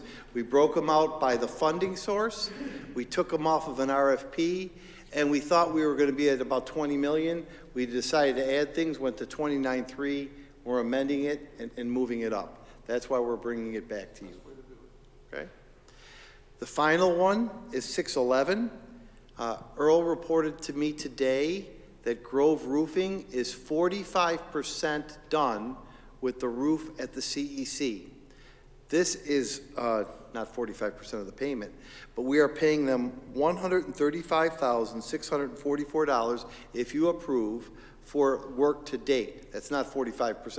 It's about $1.6 million or $1.7 million. It's $1.6 million. It's $1.6 million, but we want to start making payments. They are 45% done of the work, and they've done an excellent job. They've come up with no change orders or no problems. So far, so good. And we're almost halfway done with that roof. The key on this, ladies and gentlemen, is that we're paying for this roof out of the general fund money of this year. We've got to get our final bill, and we've got to get a final resolution to you on June 22nd, because that's money in this calendar year's budget. So that's why I'm tracking. I'm asking you all, how much have they done? 45%. They got to get to 100% before June 22nd, so I can tell you that it's all done. And how do you think we'll land? We should be fine. We really should. The only thing that could possibly give us a hard time is if we get, a 3-week period of torrential rains. I don't foresee that. Even next week's forecast looks really good.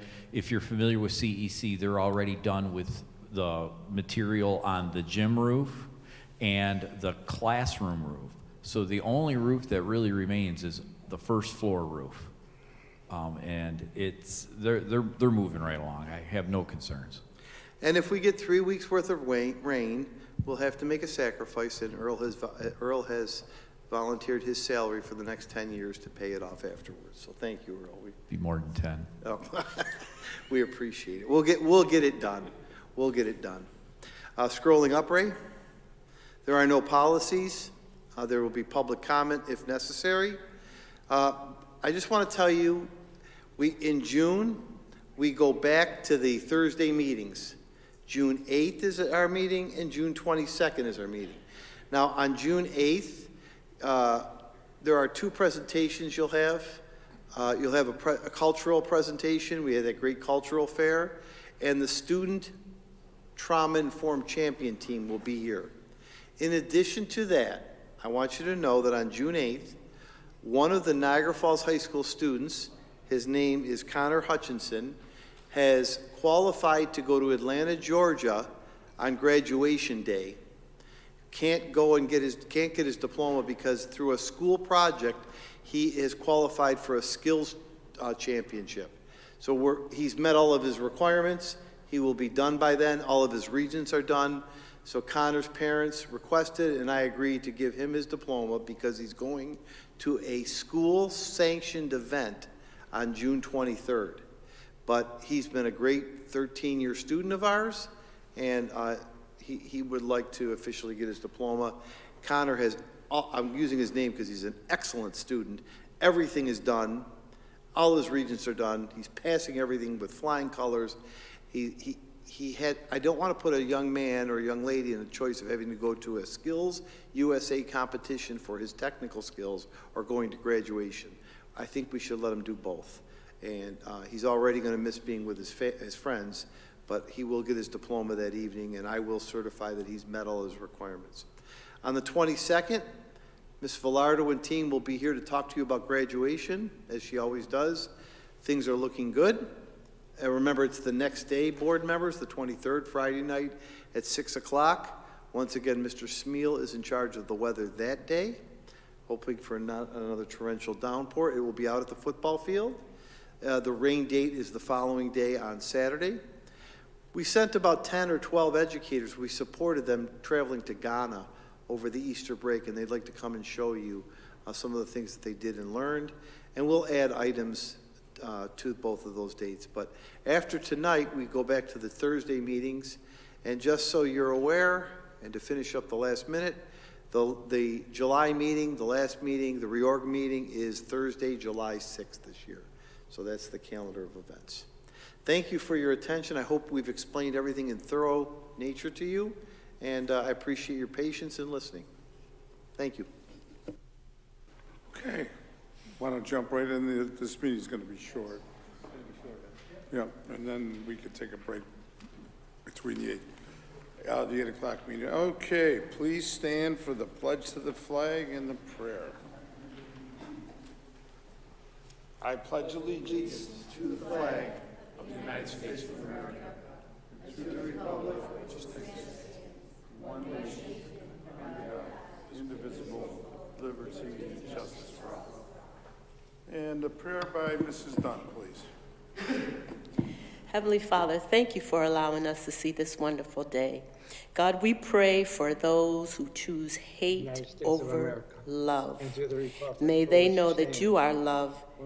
As we all gather here, Lord, we just want to say thank you for your loving kindness and many blessings. And in the mighty name of Jesus, let us all say amen.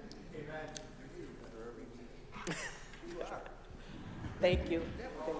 I pray to God all the time. Mr. Bass? Present. Mr. Bilson? Mr. Consemi is remote. Mr. Capizzi? Here. Mrs. Dunn? Mr. Cadella is excused. Mr. Pareto? Here. Mr. Velardo? And Mr. Petrosi? Here. 8 present. Okay, before we get started, Mr. Consemi, I am going to assume your votes are all yays unless you stop me. Then we'll go back and change it to a nay.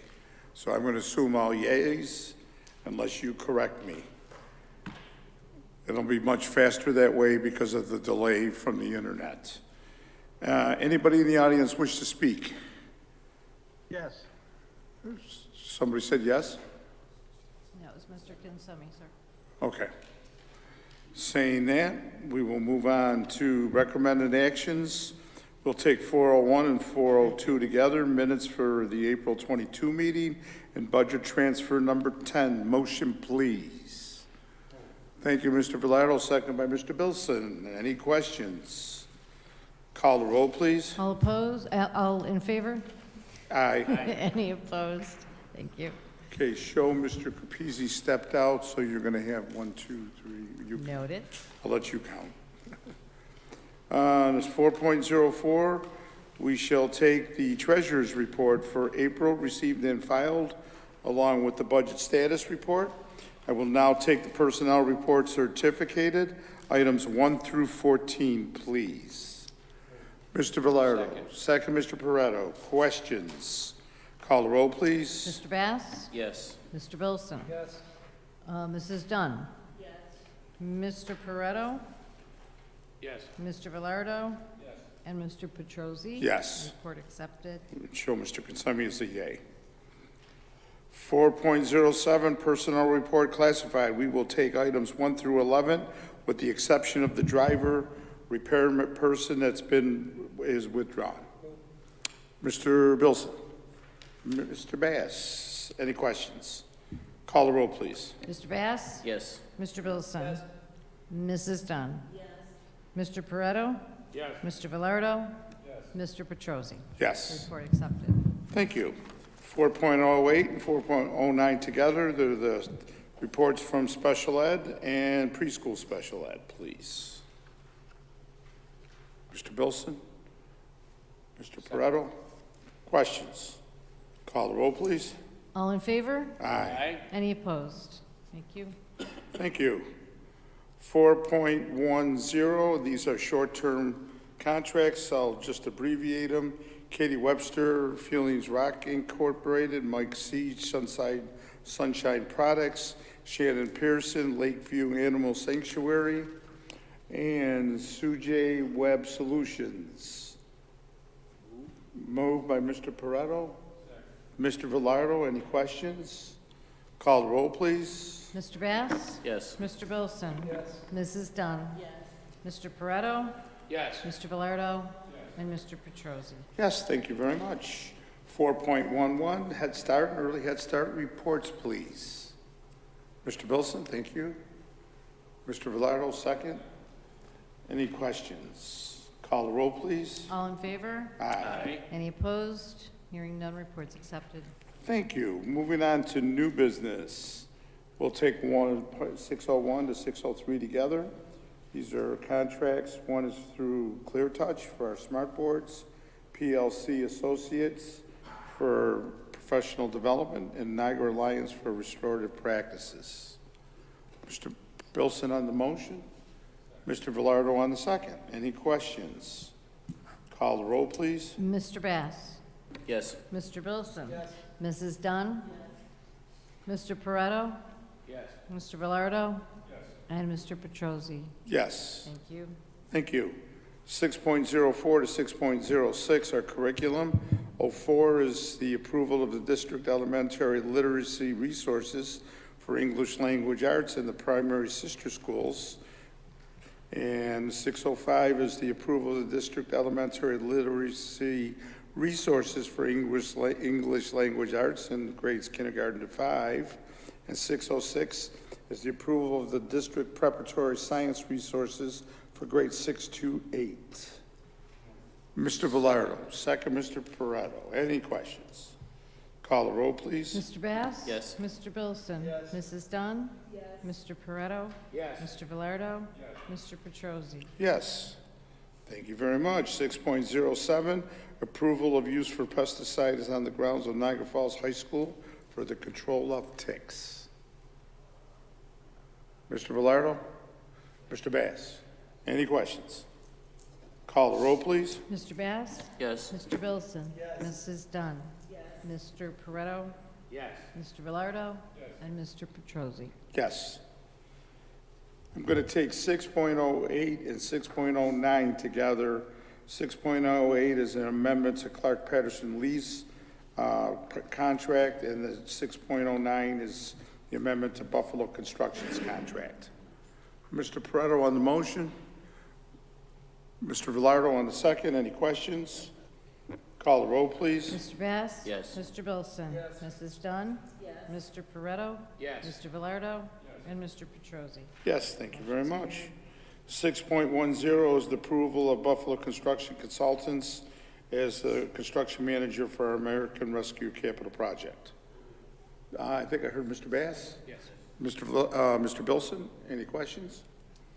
Call the roll, please. Mr. Bass? Yes. Mr. Bilson? Yes. Mrs. Dunn? Yes. Mr. Pareto? Yes. Mr. Velardo? Yes. Mr. Petrosi? Yes. Thank you very much. 6.11 is the approval of the first draw payment to weatherproofing technologies for the roof on the community ed building. Mr. Bilson is the first, the motion. Mr. Velardo on the second. Oh, Mr. Pareto, I'm sorry. Mr. Pareto on the second. Any questions? Call the roll, please. Mr. Bass? Yes. Mr. Bilson? Yes. Mrs. Dunn? Yes. Mr. Pareto? Yes. Mr. Velardo? Yes. Mr. Petrosi? Yes. Thank you very much. With no policies to review, information and reports. I'll start with my colleagues. And I'm going to start with Mrs. Dunn for a change. Got it. How about you, Mr. Bass? Just congratulations to Tony and Mike. And well, I guess I should wait. But congratulations on the budget. That's all. Thank you, Mr. Bass. How about you, Mr. Bilson? Well done on the budget, everybody involved. It was a sound and fantastic one, and thanks to the public for voting. Congratulations to Mr. Pareto and Mr. Capizzi and to everyone else that ran. Thank you for wanting to be a part of this board, but congrats to the winners, and have a great night, everybody. Well said. Mr. Velardo? Yeah, I want to congratulate Mr. Pareto and Mr. Capizzi on their re-election bids, and thank the other three candidates who ran for making it interesting and showing their interest in the community. And that's it. Thank you. Thank you, Mr. Villardo. I might regret this. How about Mr. Kitsemi?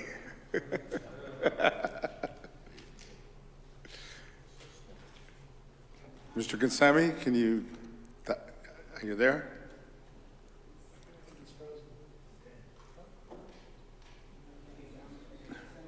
Mr. Kitsemi. All right, you figure him out, and I'll move on to Mr. Pareto. Mr. Pareto. Thank you for all my support, and for Mr. Capizzi and myself. We appreciate all your support. Congratulations to everyone. It's nice to be back. I'll hold. Can you hear me? I'd like to thank everyone. Congratulations to Mike and Tony. It's nice to be, yes.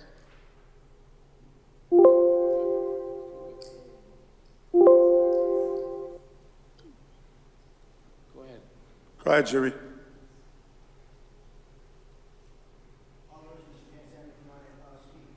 He's speaking. Okay, we lost him again. Mr. Pareto, go ahead. Mr. Kitsemi, if you come back in, we'll let you back in. Again, I'd like to thank all my supporters and my board members for their support. And although the three candidates that ran, I'm really glad you got involved, and welcome you to our meetings so you can see how this stuff is ran and see how we do this stuff. But you know, they made good showings, all three of them. I was overwhelmed by the homelessness that's going on here in our district, and it upset me. But I think if we all can put our heads together, and people out there that can hear me, I think if we put our heads together and do it right, maybe we can eliminate some of this stuff. And that's not a perfect world and sunshine every day. Maybe we can help these people, and at least we can get them some decent clothing, possibly some things to eat, and maybe eventually a roof over their head. But again, I think we definitely need to step our game up with that. As for the budget, guys did a fantastic job on the budget, as always, and I'm glad it passed so overwhelmingly, and it allows us to do our business. You know what I mean? Which is the big thing, is to educate our kids. And like I said before, I am honored to be part of this district, and especially by your votes out there. And a 5-year term, and I plan on fulfilling that. And but again, I am truly blessed to be in this position, and I thank you. Mr. Mike Capizzi. Thanks, Russ. I'll keep it short and simple. I just want to thank my colleagues up here at the board, the superintendent as well, the administration, and all those who supported Tony and I during this election. We got a lot of good things ahead, and I appreciate it. It's a pleasure to serve. Thank you. That was quick. Mr. Laurie. Sure, if it's okay, I have a few announcements I'd like to share with the board and the public at this time. And I will start on a sad note. I'm really sorry to report this. And you may remember him, and I hope if you did meet him, you'll remember the name Mike Herzog. Mike Herzog was here in 2014 when we finalized our fields. All of those fields behind Niagara Falls High School and LaSalle, he was the civil engineer that put together that field plan that I know Earl and I got a great deal of opportunity to work with this gentleman. He passed away yesterday. He was probably one of the finest people that we've ever had work, and we've had a lot of them work with us. And I'm just sad to report that He was hired by Canon Design at the time. They were our architect. And it was because of Mike Herzog, we could have a torrential tsunami out there and play baseball 15 minutes later because of the drainage that he designed to go in those fields. They are the finest fields in New York State, I think, and look at how they're holding up. And I just, Mr. Herzog is from Ithaca, New York, and we had kept in contact with him. And just a bit of a humorous story. My son at the time was a struggling first baseman, and I told him, I don't care what you do, just make sure first base on that hardball field is in good shape. And he started asking about my son, and I said, well, he's playing hockey right now. Do you know that Mike Herzog drove from Ithaca to come to one of his hockey games? That's the kind of guy he was. And Earl, I know you knew him well too. He, at 58 years old, it's far too young for a person like that with that much skill. He started his own business, worked for a group called the LA Group. He was with Canon. I can't remember his original firm, Earl, when he came to us. HMH, thank you. One of the finest men we've ever worked with, and don't know his family, but I want everybody to know we're thinking about Mike today. And every time I drive by those fields, I will always remember him. And I'll never forget the fact that he showed up at one of my son's hockey games. I was like, what are you doing here? He said, I want to see how your son plays. Again, he was coached by Mr. Wone at that time, so he ended up being, I think he had 6 penalties and no shots on goal. But I'll never forget Mike Herzog's gesture to come to our hockey game. Something you never forget. Right. I would like to tell you that our associates, under the direction of our Dr. Civaroli, Ms. Massaro, and staff, do you know that this week alone, we didn't certify them, and there's a difference between certification and training. We trained 200 associates this week in CPR, AED, and the Heimlich. We used our day to train 200 of our associates. The goal by September 15th is to train 1,300, and we have a plan to do that. But I want everyone in this district trained in AED, CPR, Heimlich, and make sure if they're not trained, at least they're trained if they're not certified. Certified is a little bit more involved, and we're going to use some outside agencies to help us with that. But I'm really proud. Thank you, Ms. Massaro, Mr. Del Porto, and Ms. Dr. Joanne Civaroli, who got 200 people trained this week. And there are aides, our classroom aides and building aides. I think that's great to hear, and we're going to get 1,100 more done. So thank you. I would like to tell you that last night I attended the Honor Society at Niagara Falls High School. 63 students at Niagara Falls High School inducted. They did something very neat last night. They read the bio of the senior Honor Society students. You have to hear the colleges and jobs that these kids are going to from Niagara Falls High School.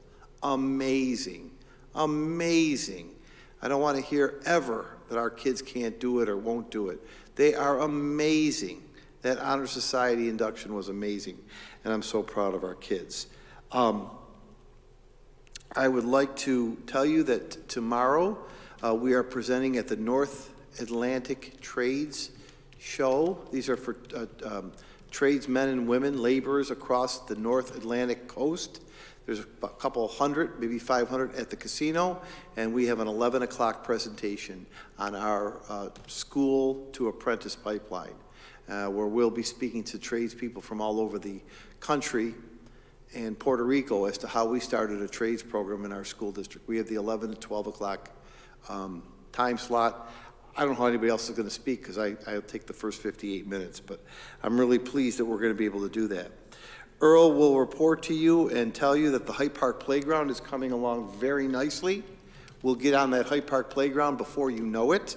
That's coming along really nicely. I want to wish our softball team, girls softball, who is ranked 9th in Western New York, best of luck as they go into the sectionals. Our hardball team, our boys hardball team, I think won the section. Our track team is outstanding. I know our girls lacrosse team won 6 matches, and one of our 8th graders from LaSalle, She scored 66 goals, an 8th grader. 66 goals. It's one of our, I can't think of her first name, Devin Printup's daughter. Camille. 66 goals, Camille Printup. That's amazing. And we won 6 games this year in lacrosse, which is fantastic. So I'm really happy about that. I want to speak now about the election because I know we'll have a break and then I won't have any comments at that time. I would like to first of all begin by thanking Judy Glasser. Judy did a tremendous job, seamless. She really continues to not only do a good job, but look for ways to be more efficient. And she's always put up against a couple of challenges. And one of the interests that I'm going to support that Judy is talking about doing is getting more people trained to be election inspectors. And we're going to go so far as to look at the law to see if we can't use some of our Niagara Falls High School students, not to man a site alone, but to become an election inspector with other adult supervision there. And I've asked Judy to pursue that, and I think we can do it. But I don't want to diminish your work, Judy, from the challenges and hurdles you've overfaced to bringing in the iPads, to making sure everybody knew where to vote, to getting it done. Kudos to you and a great job. Thank you very much. I'd like to also, as Mr. Pareto did, I'd like to thank the 3 candidates that were unsuccessful. I want to particularly thank Ms. Hicks and Ms. Jackson, Portland Jackson and Deborah Hicks, because they continually attend our board meetings. Ms. Hicks in particular has helped us with various projects at our North Tonawanda get-togethers, and Ms. Jackson is very involved in Men Standing Strong and is a wonderful, caring lady, so I thank you for showing interest. Ms. Callan, if you're listening, I would like to invite you to meet with me and understand more about our school district and what we do and what we're about. I haven't had the opportunity to meet you, but I'd certainly welcome that chance to have you meet and learn more about us and learn more about what our staff does, what the board does, but I thank you for submitting your names. I want to thank Mr. Capizzi and congratulate him. We are lucky to have him. I don't know how he finds the time to do everything he does. He's always being pulled in a million directions, but he finds the time to follow very intently and very smartly what's going on with this Board of Education. In a very short period of time, he is up to speed on many, many, many matters that often take a long time to get familiar with. So his ability to grasp concepts and his interest in areas beyond those that he knows, just to ask questions, is really great. And I want to thank you, Mike, for running and congratulate you and saying we are so glad you're on this board. Thanks. You're welcome. To Mr. Pareto, aside from his football coaching record, I think everything else about him is great. No, Tony, the best thing I could say, Tony, is we're glad you're here because you do one thing as well as anybody. What can we do more for kids? What can we do more for kids? What can we do more for kids? And that has always been your backbone.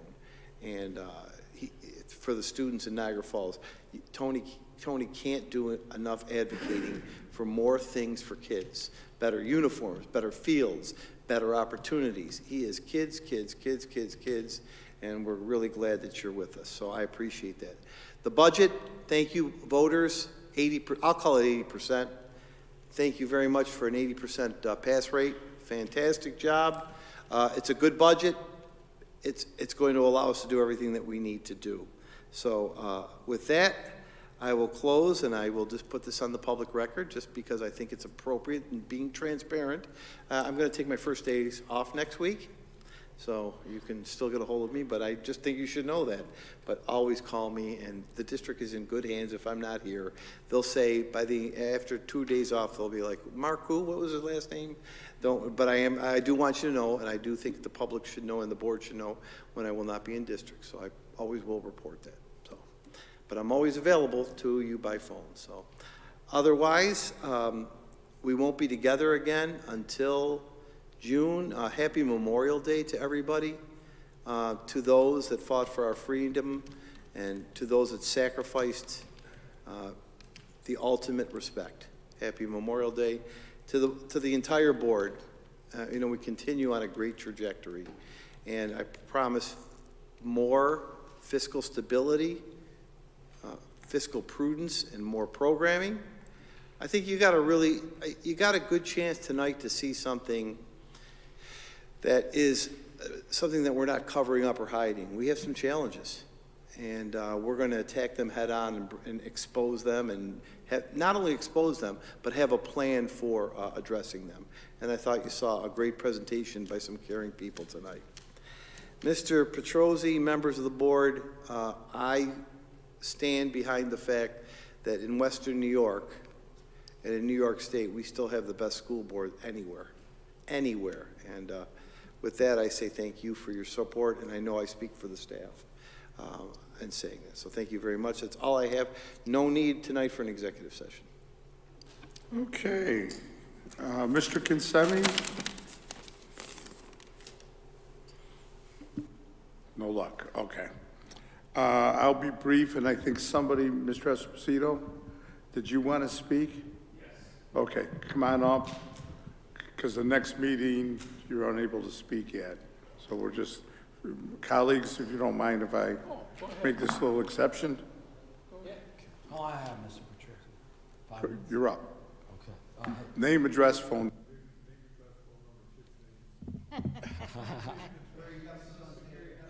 How you got a suntan? I'd like to know that too. Oh, boy. Yeah, for those who don't know me, my name is Mike Esposito, teach history at Niagara Falls High School. First of all, I think it's shameful that Mr. Laurie is only the 5th highest paid superintendent in Western New York. Shameful. Mike, thank you. He hired me as agent he demands to be the #1 paid superintendent. Let's make it happen. Mike, you can have an hour.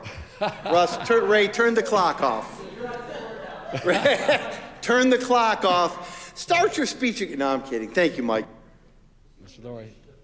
No, I wish. I got a brother, Tony, who's a very good hockey player, but not the professionals.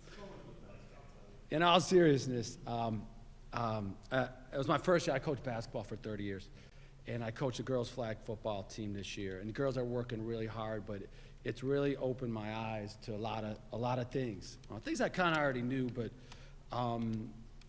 in my opinion, we're desperately in need of a full-time strength and conditioning coach in Niagara Falls.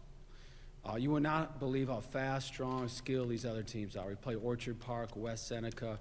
Our girls are fighting every game, but these girls, we're playing against Division I soccer players, Division I lacrosse players. We've had a tough time. Girls are staying positive, but like I said, it's been tough. Been some lopsided scores.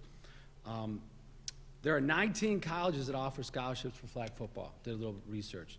My girls and I Zoomed with the coach from Bethel College in Kansas last week, and she talked about how the majority of schools in the South have full-time strength and conditioning coaches.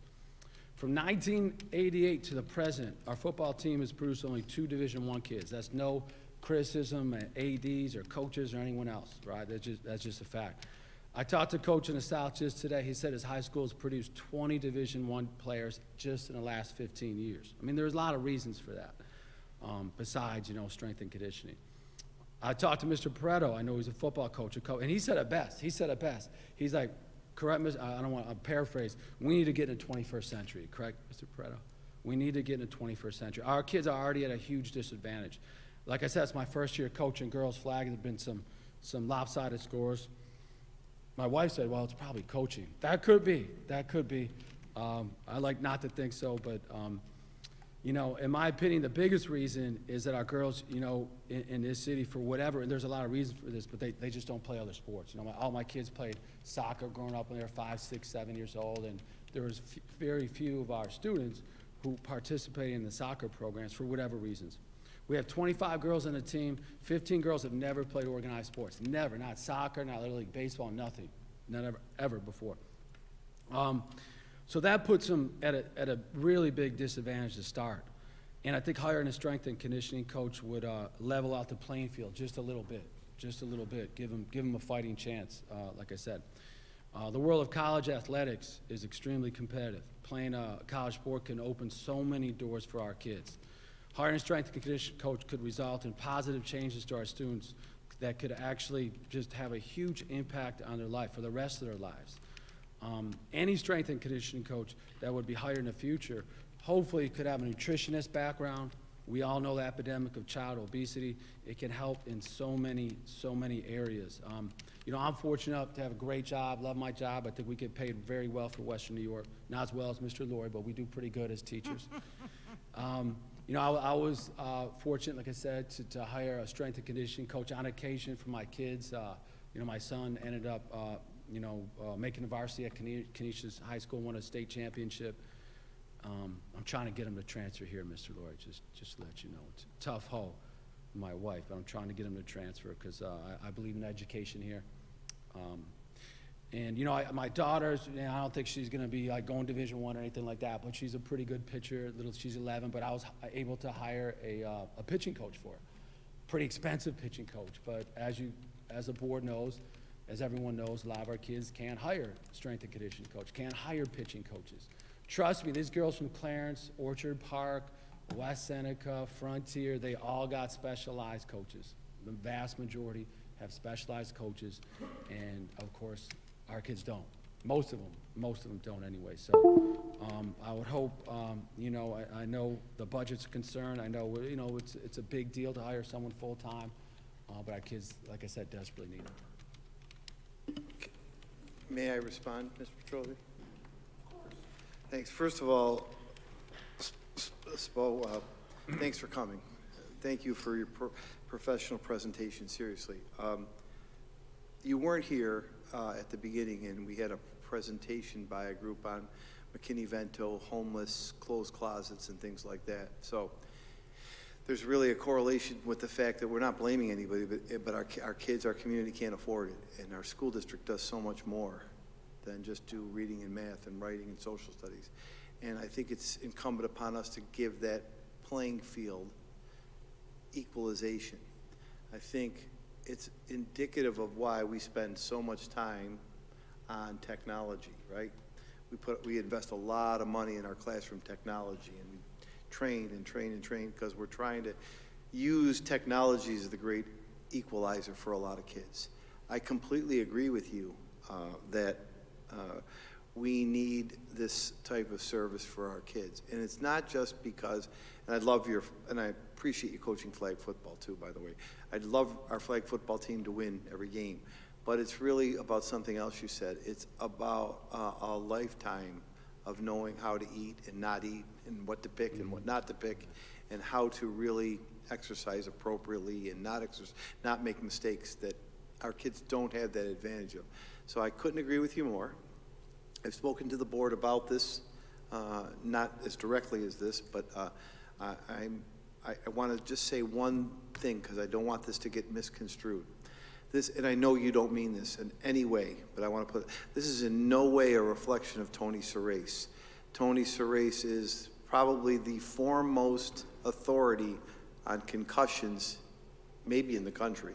Concussions, you all know Tony. Foremost authority. And Tony does a phenomenal job with student athletic injuries and rehabilitation. I think what I'm hearing you say is this is beyond that. Mm-hmm. This is more than Tony can handle. Sure. Tony's got his hands full with the things he's got to do. Mm-hmm. This is an addition to, and I just want to put that out there, to support Tony, which I know you do, sure. But to say this is something value added we should give our kids, and I will be committed to putting together a request for proposal or whatever mechanism we need to get. I don't want to go and, I like Tony, I'd like to get some people to respond to us. So we hear back from some local people. I really think it should be local people too. And I don't think this should come from some big, nothing against it, big chain box outlet. This should be a personal touch and a local person. I'm committed to doing this. I believe in conversations I've had informally with the board. They're agreeable to support this, and I'm hoping that by September, if not sooner, you'll see something. Perfect. Thank you. Okay, yeah, Rob? First, I want to say, appreciate you, Mr. Esposito, for calling a few of us. I encourage more teachers, more staff, if you have ideas, to reach out to all of us, a few of us, because look what happens, right? You have a great idea, and I want to give Mark the due that he deserves. He was very receptive of a conversation like this, as he always is, and he's open to doing what's best for the kids. And you're welcome. Just a couple things real quick that you said that I think that I just want to hammer the point home, because I think it's very important.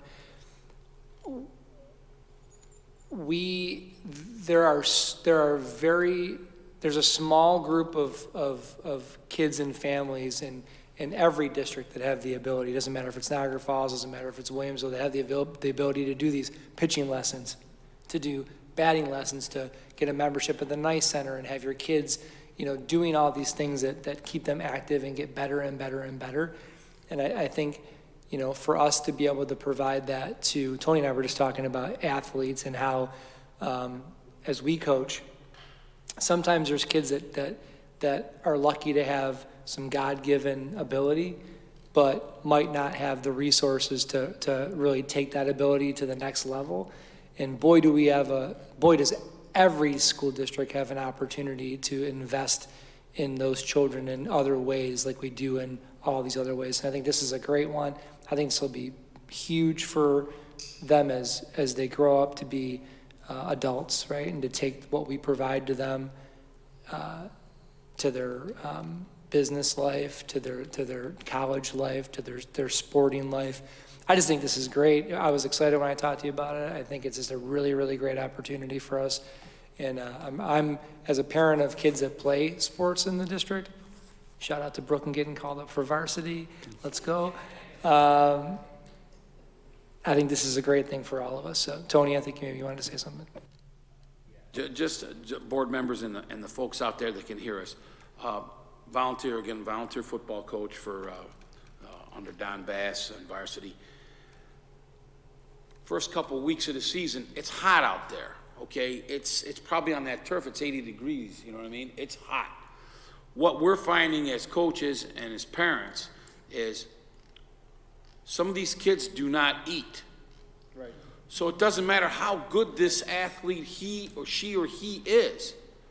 If you do not fuel that body correctly, it starts to fail, it starts to cramp up, everything from the mental capacity as well as the physical capacity.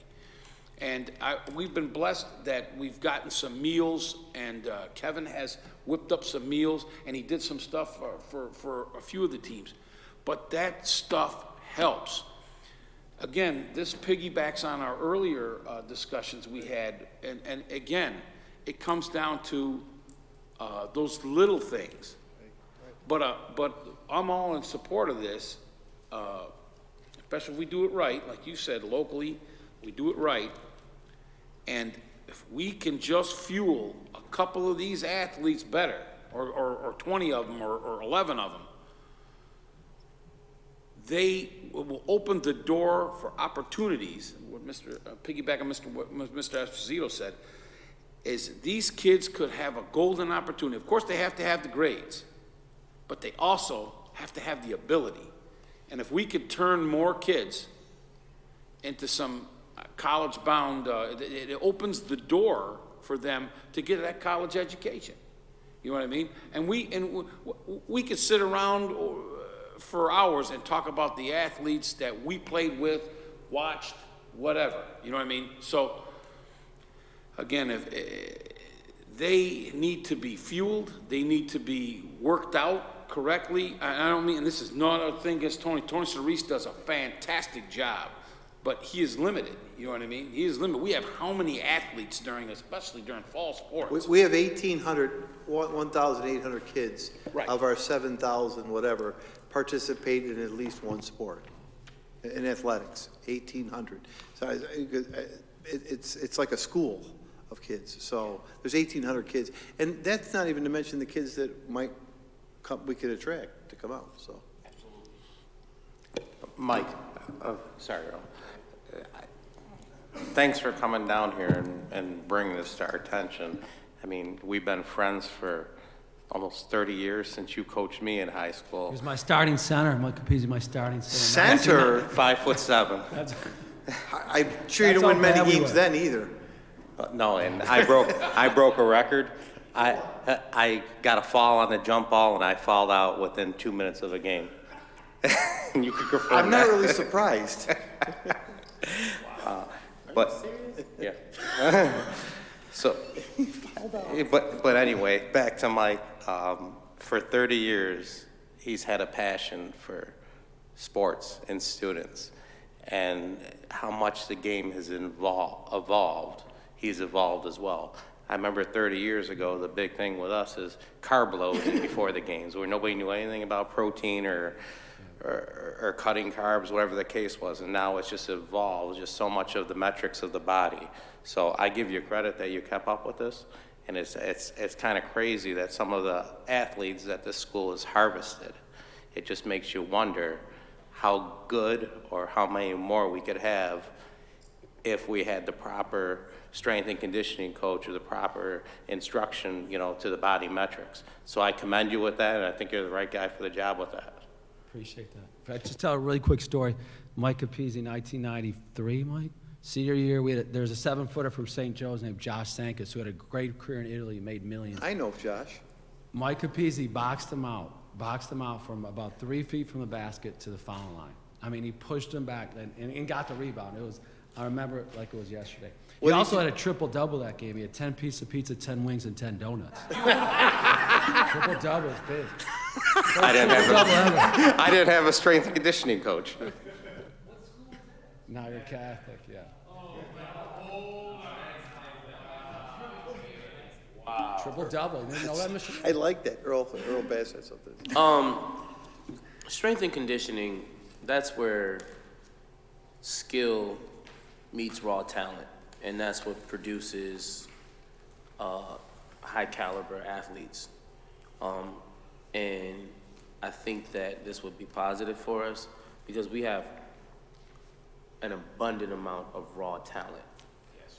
What we don't have are skilled athletes, and that's because we don't break it down and get into the mechanics. I mean, I ran track in high school. I hurdled my senior year. The difference between my senior year and my freshman year in high school, I knocked almost 2 seconds off of my time just because I learned mechanics and skill. And I was clearing hurdles that were 3 inches higher than they were in high school. So I think that this would be a benefit to our students, and I think it would pay in dividends exponentially. And I think we would start seeing a lot more banners around our fields and in our facilities because it would take our athletes to a different level. Like our basketball team, a lot of them, they do AAU and different things, and so they get those types of mechanics, but like football, track, wrestling, this tool being available to our students, I think it would just take them higher. Because I mean, we ran track. I would see people eat hot dogs before sprinting. You can't eat a hot dog before you run a 200 meter sprint. Like, you can't do that. But that's where this information and stuff and this type of training and skill, I think, will really pay off. And even if it's like an outside contractor, however we do it, I think it would be a benefit to our students. That's really my thought right now, Mr. Bass, but I want to think about it, an outside contract. Okay. Mr. Velardo, does bowling need any training? Well, let me put it to you this way.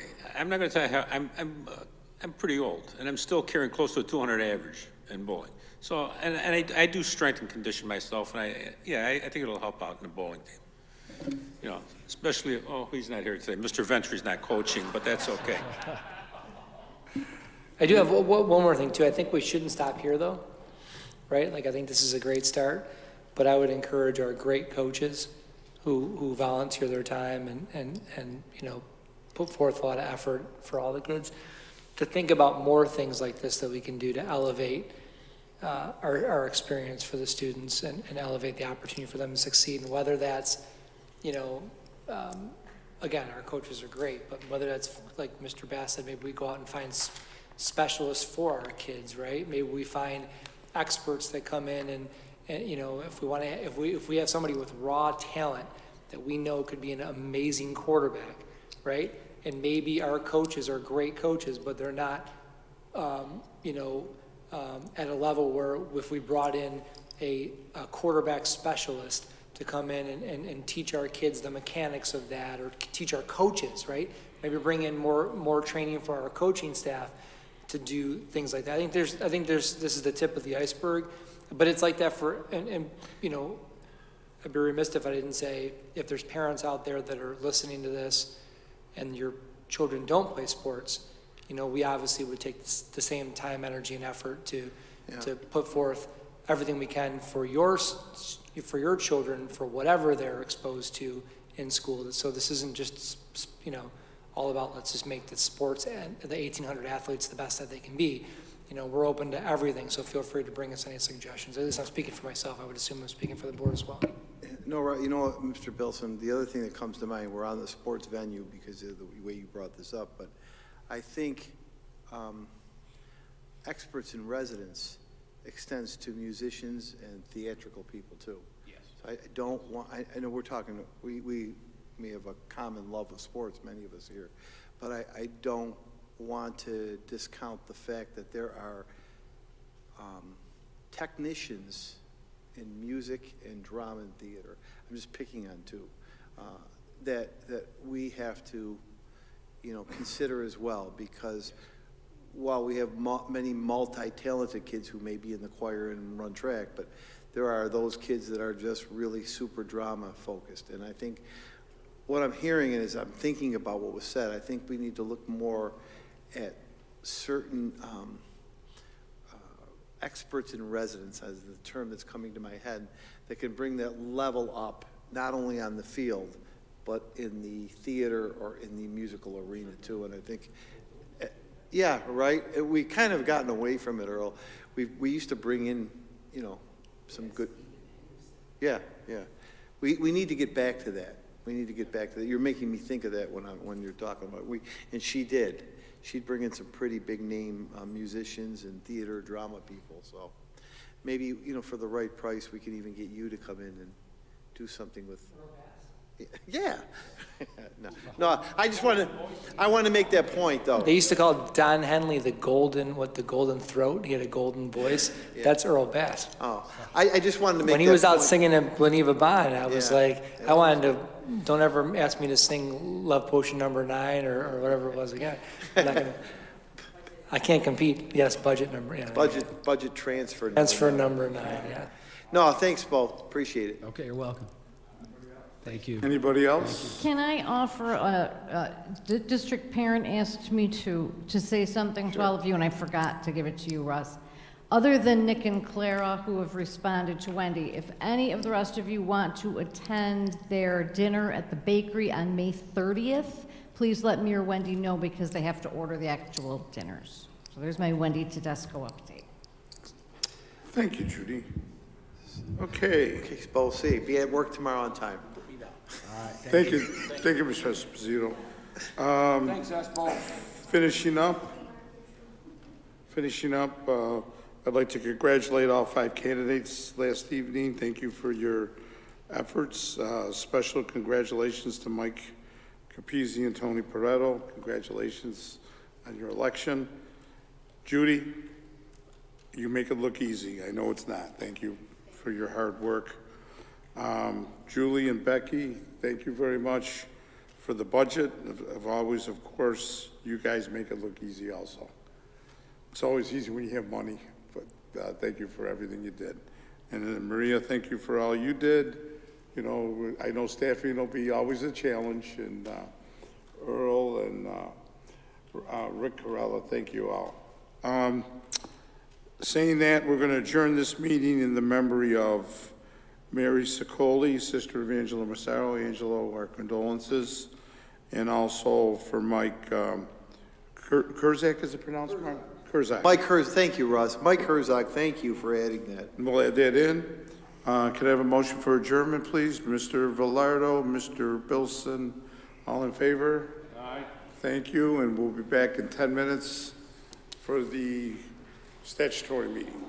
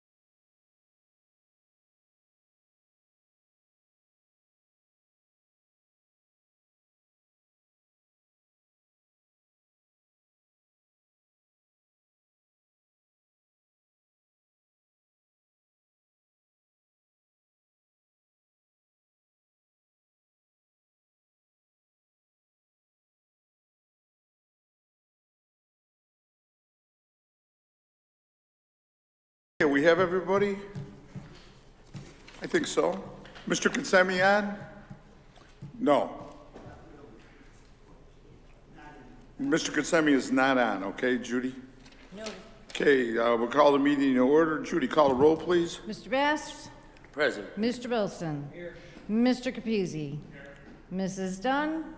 Here. Mr. Pareto? Here. Mr. Velardo? Here. Mr. Petrosi? Yes.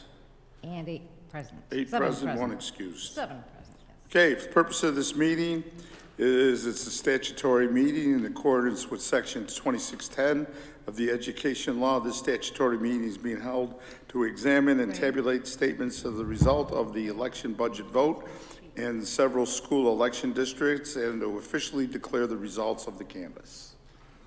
Thank you. Tabulation, election vote results. We will take 4.01, adoption of the resolution certifying the school election budget vote results. I need a motion. Mr. Velardo, Mr. Bilson on the second. Any questions? Comments? Judy, any comments? You see the results before you on the screen and at your seats. It was all pretty straightforward. It was all counted as it always is at the poll sites here at central office and verified by the Board of Elections. So I'm very comfortable to say that this is the correct and accurate vote. Does anybody have any questions for me? Questions for Judy? Call the roll, please. Well, excuse me, any other questions for anybody else? I'm sorry, Judy. What, all right. Call the roll. Mr. Bass? Yes. Mr. Bilson? Yes. Mr. Capizzi? Yes. Mrs. Dunn? Mr. Pareto? Yes. Mr. Velardo? Yes. Mr. Petrosi? Yes. Congratulations. Thank you very much. Motion for adjournment. Mr. Bilson, Mr. Velardo, Mr. Bass, come about it, or else we're going to. I want to go home, Mr. Bass. So we'll take that. We'll take that second. All in favor? Aye. Opposed? Good night.